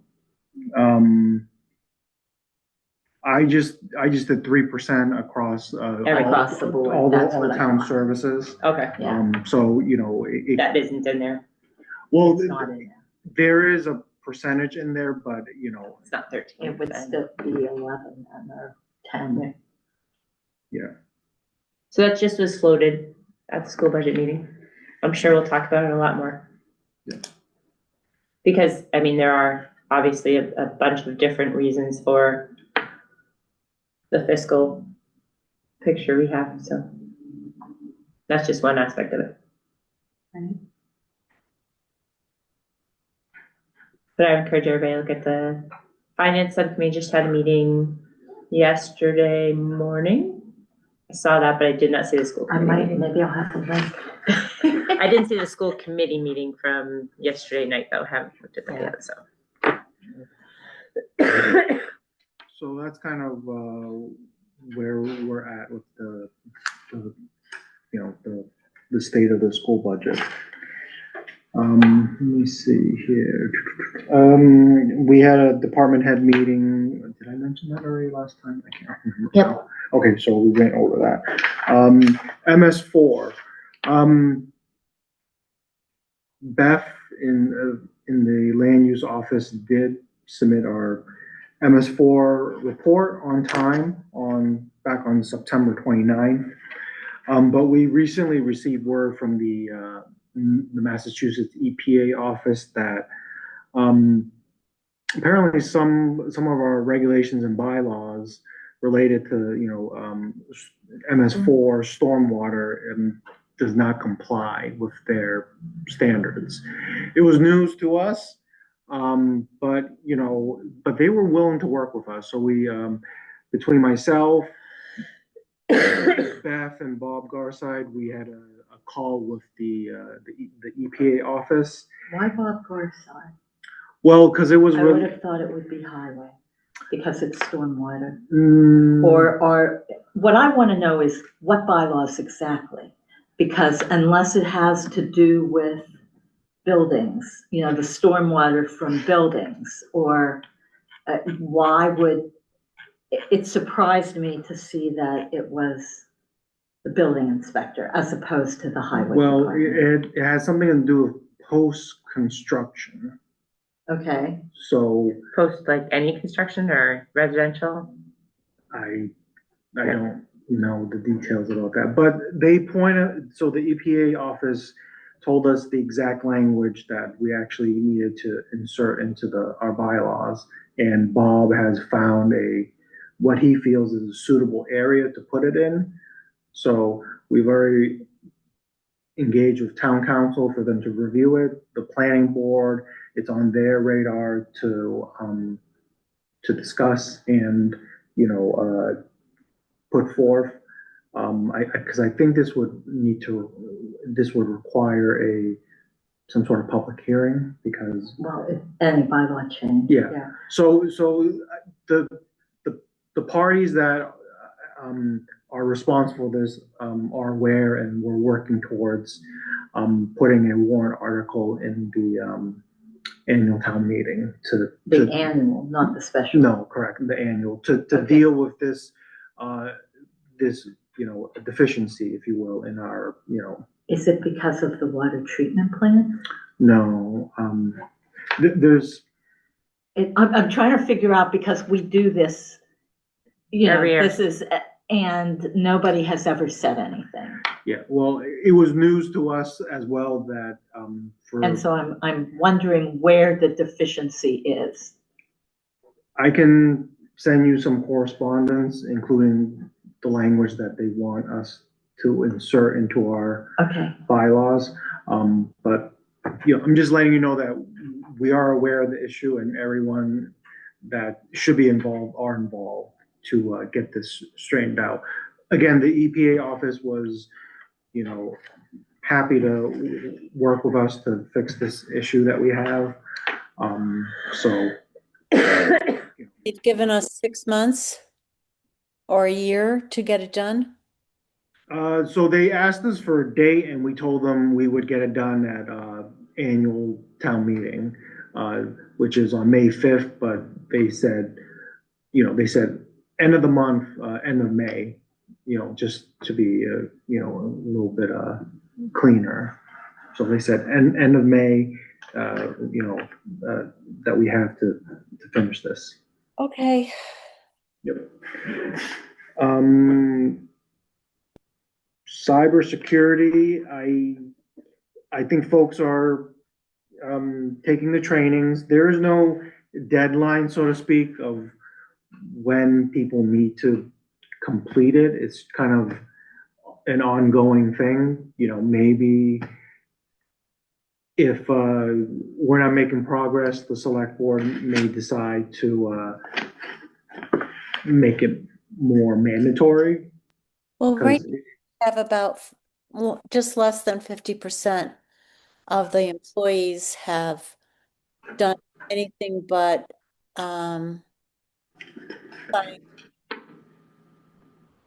There's 43. I don't even know if, actually, I don't know if that they've signed in. What I can tell you is reading the website policy, I thought I was in one of the classes of the training.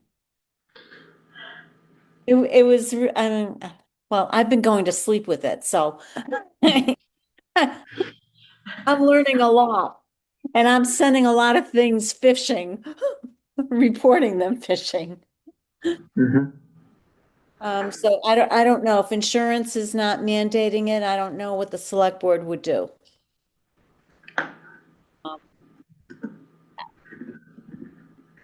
Yeah, so it's something to think about if, we don't get enough people to start taking the, some of the trainings. Should there just be a report to department heads and then they're responsible for ensuring that their people do it? It's Yeah, it has a town email address.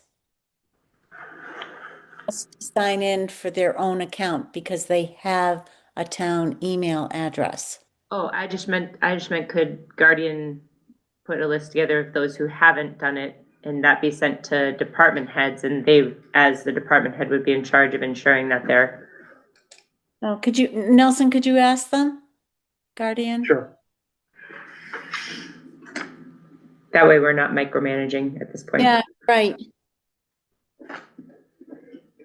Okay. Okay. Faith? I haven't made much progress. I haven't made much progress on the Townsend Facebook account. I did see that an individual needs to sign up for an account before they can even set up another account. So I don't know who's willing to volunteer that at the moment. So that's something that I think further discussion needs to be had to, who's the person to jumpstart the. Well, do we have a website admin yet? I mean, I thought there were interviews for it and then we stopped. Well, I think with the budget issues, We stopped, but it's still budgeted. it is. So weren't there candidates? There were, so, if it's something the select board wants to resurrect, so to speak. I'm just thinking that that's someone that could do this. Right. Mm-hmm. Yep, it's possible. But I haven't really touched it because, like I said, an individual needs to sign up for an account before you can then manage the official Facebook page. Can we move to January 6th? Is that okay with the board? Yep.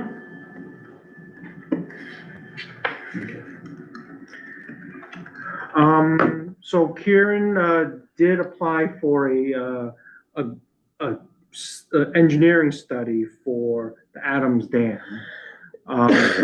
Now, I do want to preface by saying that this is just a preliminary feasibility study that, we received a grant for. In no way, shape, or form is Adams Dam being removed. Right, it's But there needs to be engineering and design studies on the dam itself to see what kind of shape it's in, how much it would cost to fix the issue, things of that nature. So that's what the grant is for. But I do want to say that in your correspondence, you probably will see a letter that was from the Yep. Cemetery and Parks Commission, who are very much against the idea of Adams Dam being removed. I think that's very premature talk, but nonetheless, they did send it, so, it's in your correspondence packet, so, feel free to take a look at it. I believe also in checking with conservation, there was some water quality issues too related to this at the moment. There is, correct. So Yep. it's not simply the dam itself. There's Yeah. some E. coli, really Right, I mean, you elevated couldn't levels. swim in there this summer. And that study would take a look at that as well, the water quality as well. So I'm just giving you an update on that. So we got the grant and we're kind of moving forward with that. Me?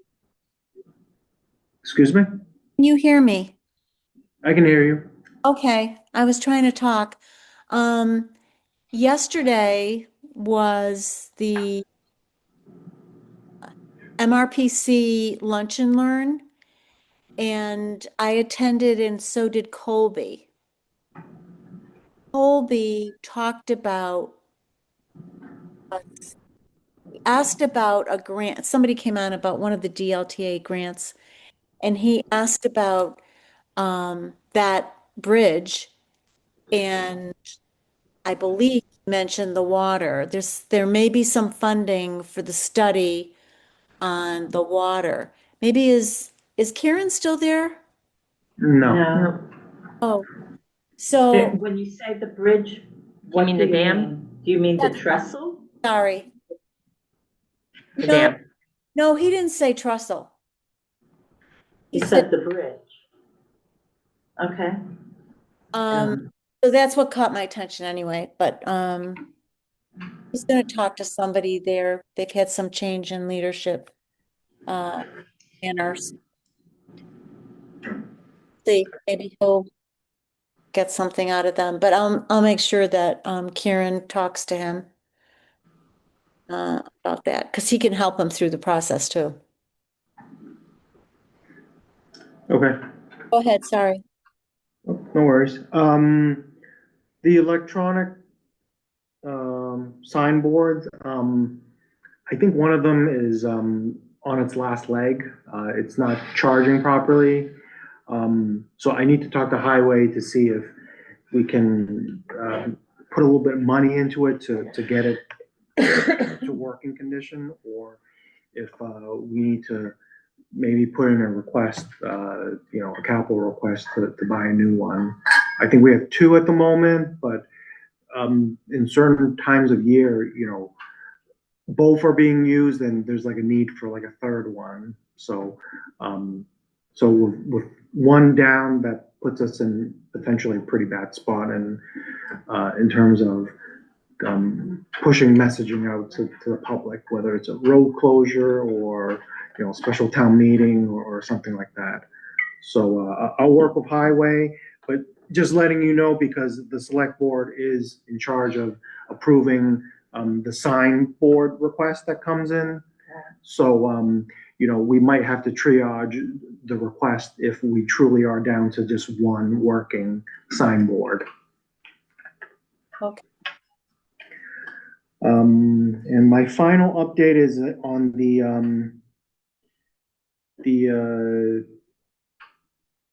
Sustainable Materials Recovery Program municipal grant. It's the grant that the Board of Health gets.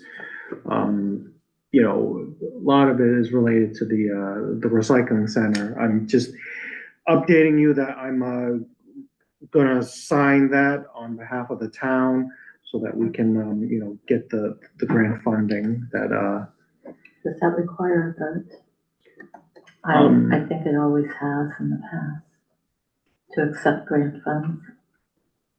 We can just assign that to you At a different meeting. at a different meeting because an update. I It's didn't not see that in here. No. Okay. So Laurie, put that on 1/6.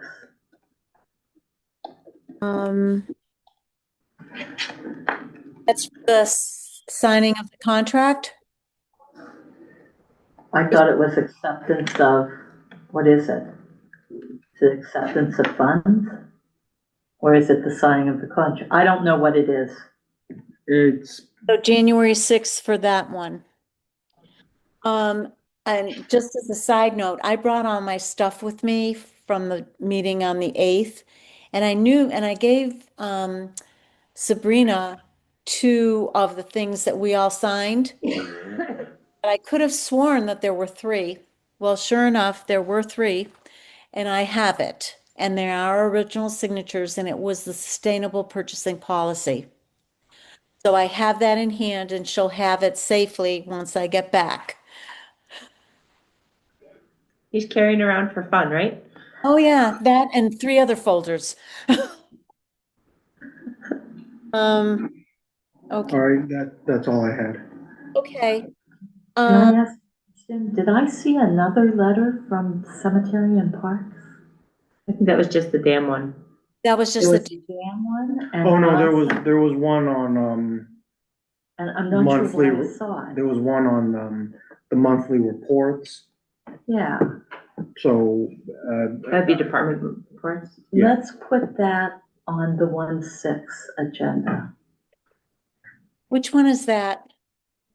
It was a letter from Cemetery and Parks. I think I saw it at the same time, but I don't see it in the SharePoint. So where did I get it from? maybe it was in correspondence. Is it? Do you have anything in announcements? Val? We already talked about North Middlesex No, no, no, and no, everything. no. I meant in the, we didn't get there yet. Let me get through the, It's let me not get in the through the notes. reports. Okay, all right. I think we need to have a discussion on that letter. Okay, I'll make sure that's on Cemetery and Parks, that it's on the January 6th. Correct. Also, and I don't know why I didn't see it, there was also a rate increase letter from the police. Oh, that is, The that's for details. details, and we discussed that and signed it. That was an MOU. Yep. Okay, And so I think that was just his informing people on it, that's all. Okay. The town, just to recap, the town details have no increase. So if the town itself is paying, there's no increase. Can you say that one more time? Because someone asked me about that. It's for, if the town is requesting a detail, meaning the municipality, there's no, there's no change. But if it's others, I thought the rate did change.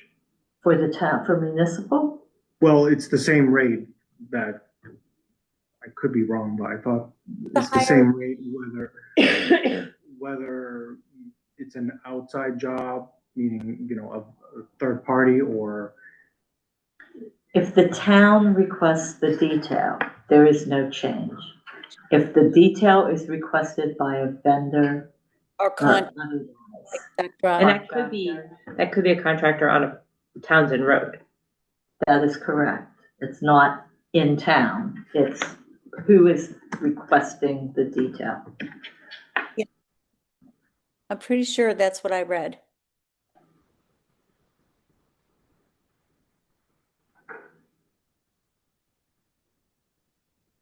And did we sign something to that effect? Yes, we did. There's an MOU. yeah. I'm not 100% certain on the town portion, because the rate just increased, and, Here's my negotiations folder. you're leaving? I mean, you want to stay for an 8-hour meeting? Yes, I'd like to. Yeah. Thank you. Bye. You too. Happy holidays. I'm fading fast.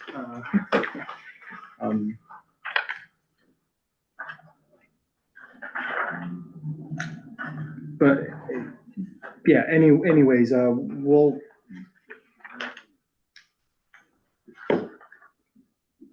if there's any questions, we'll address it later. It's, not part of the agenda right now. Okay, All right, 6.2, right. I think you already did the school update. Yep.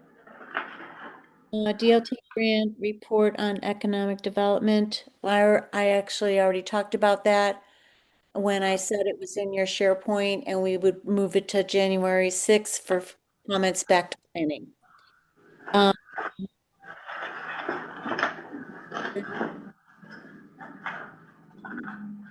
Oh, I hope I'll send to you and put in SharePoint was the planning board update that Beth sent regarding 40A zoning changes for development.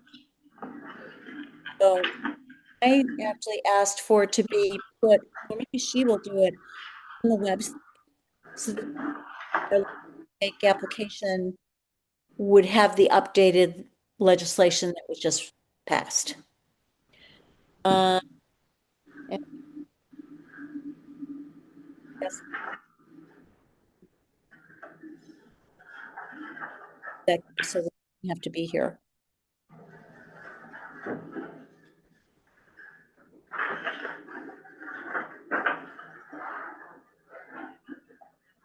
Okay. In announcements, Val, do you have any?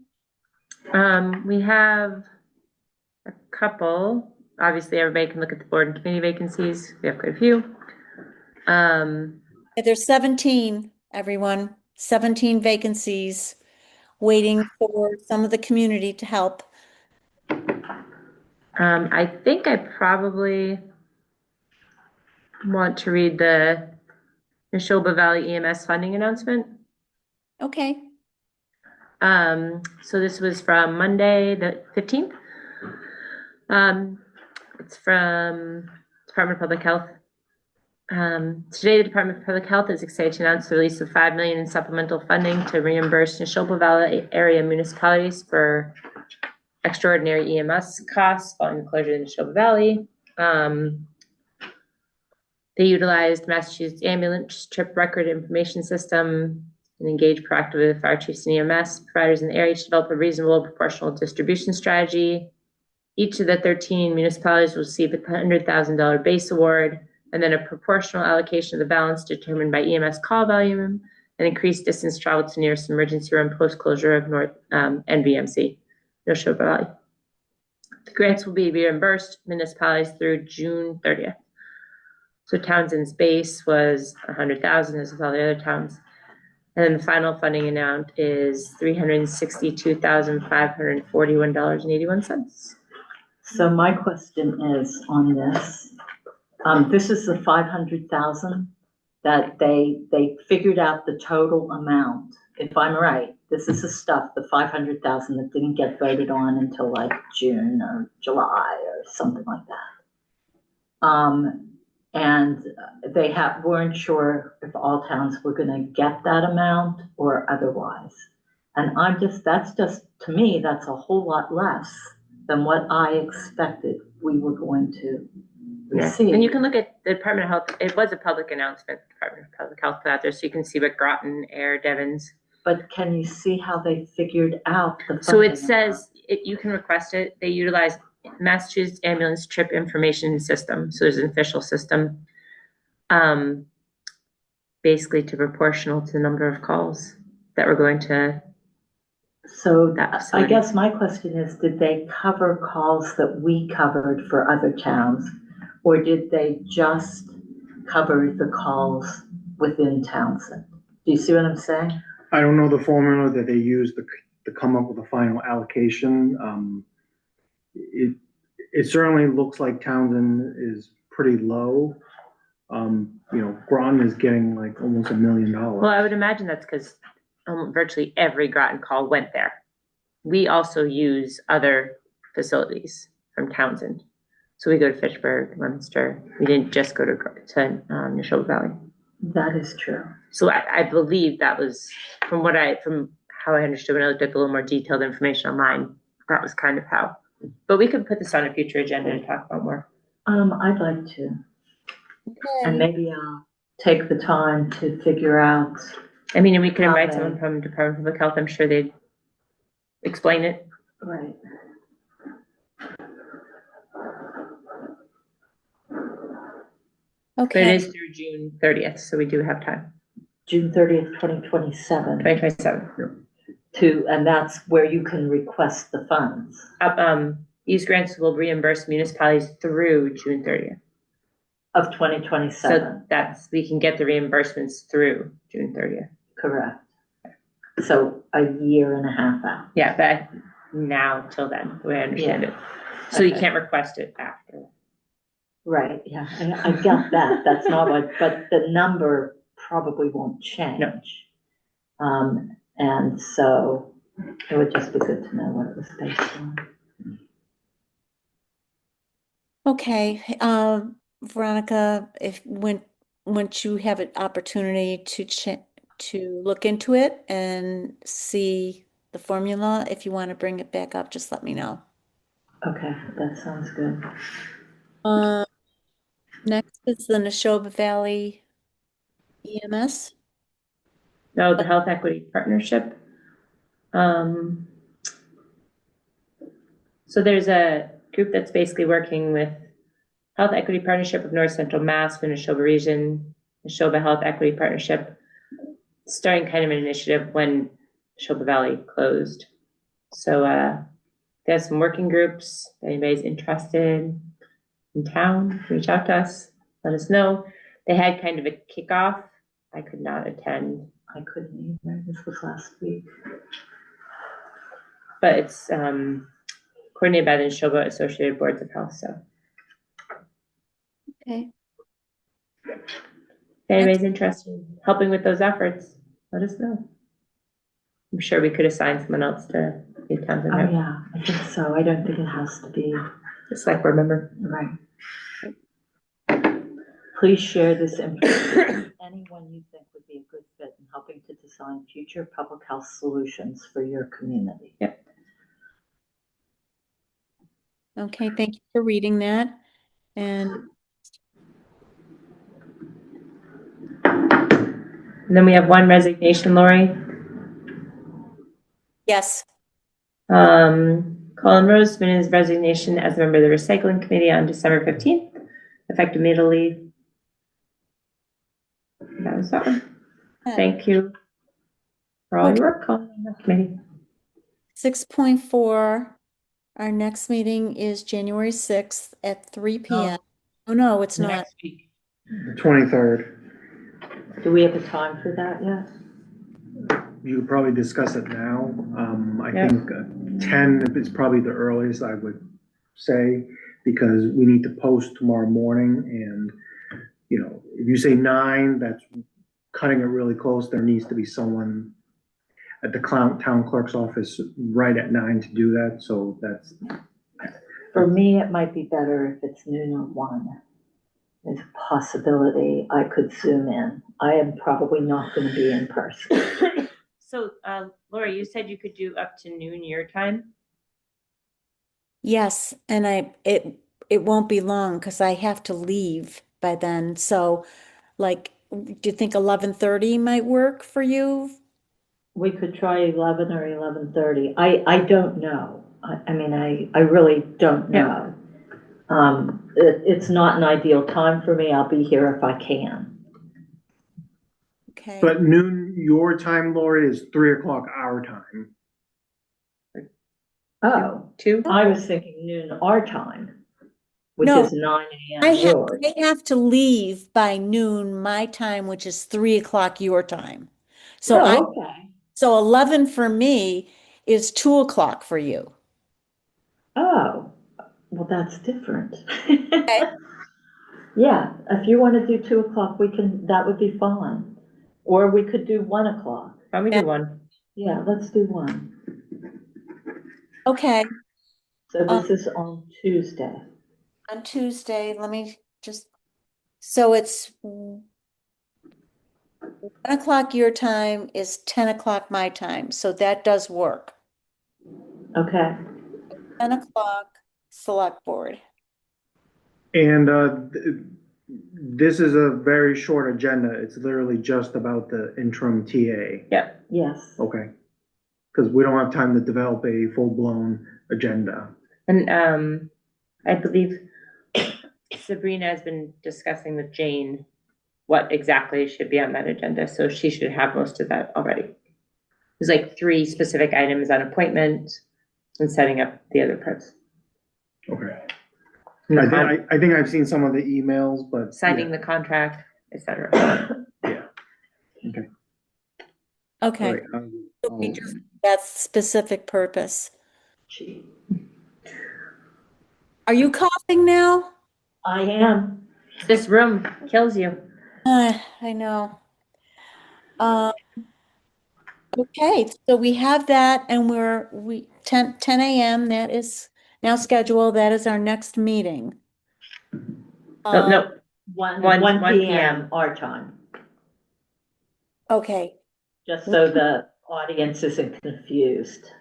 1 p.m. Eastern Standard Time, and I've written down when I have to show up my time. Okay. Okay. Is there a motion for 6.5?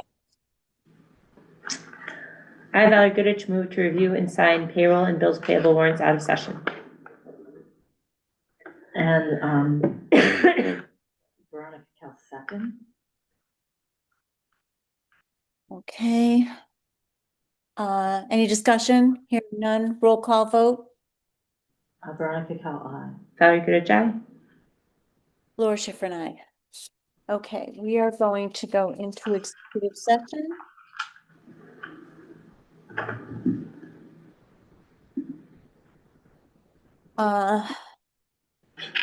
Veronica, do you have the motion there for 7.3? And we'll adjourn from executive session because we've completed all the rest of our business.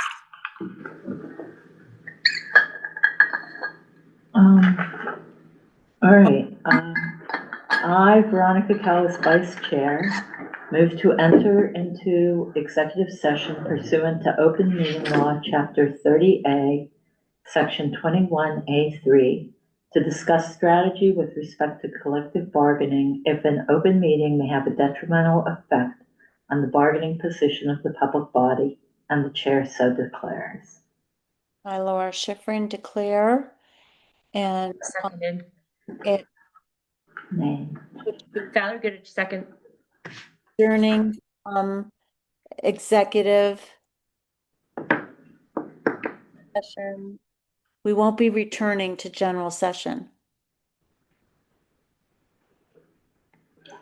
So we'll Nope. be adjourning from the executive. We'll be adjourning from the executive. So, and this motion is taking place at 8:20 p.m. Yep, 8:19. 19. Okay. Just use the executive, session link that I sent you earlier. We need to go to. Okay. Roll call vote. Veronica Cal, aye. Valerie Goodrich, aye. Laura Schifrin, aye. Thank you all very much for joining us this evening. Thank you, TCAM. Thank you.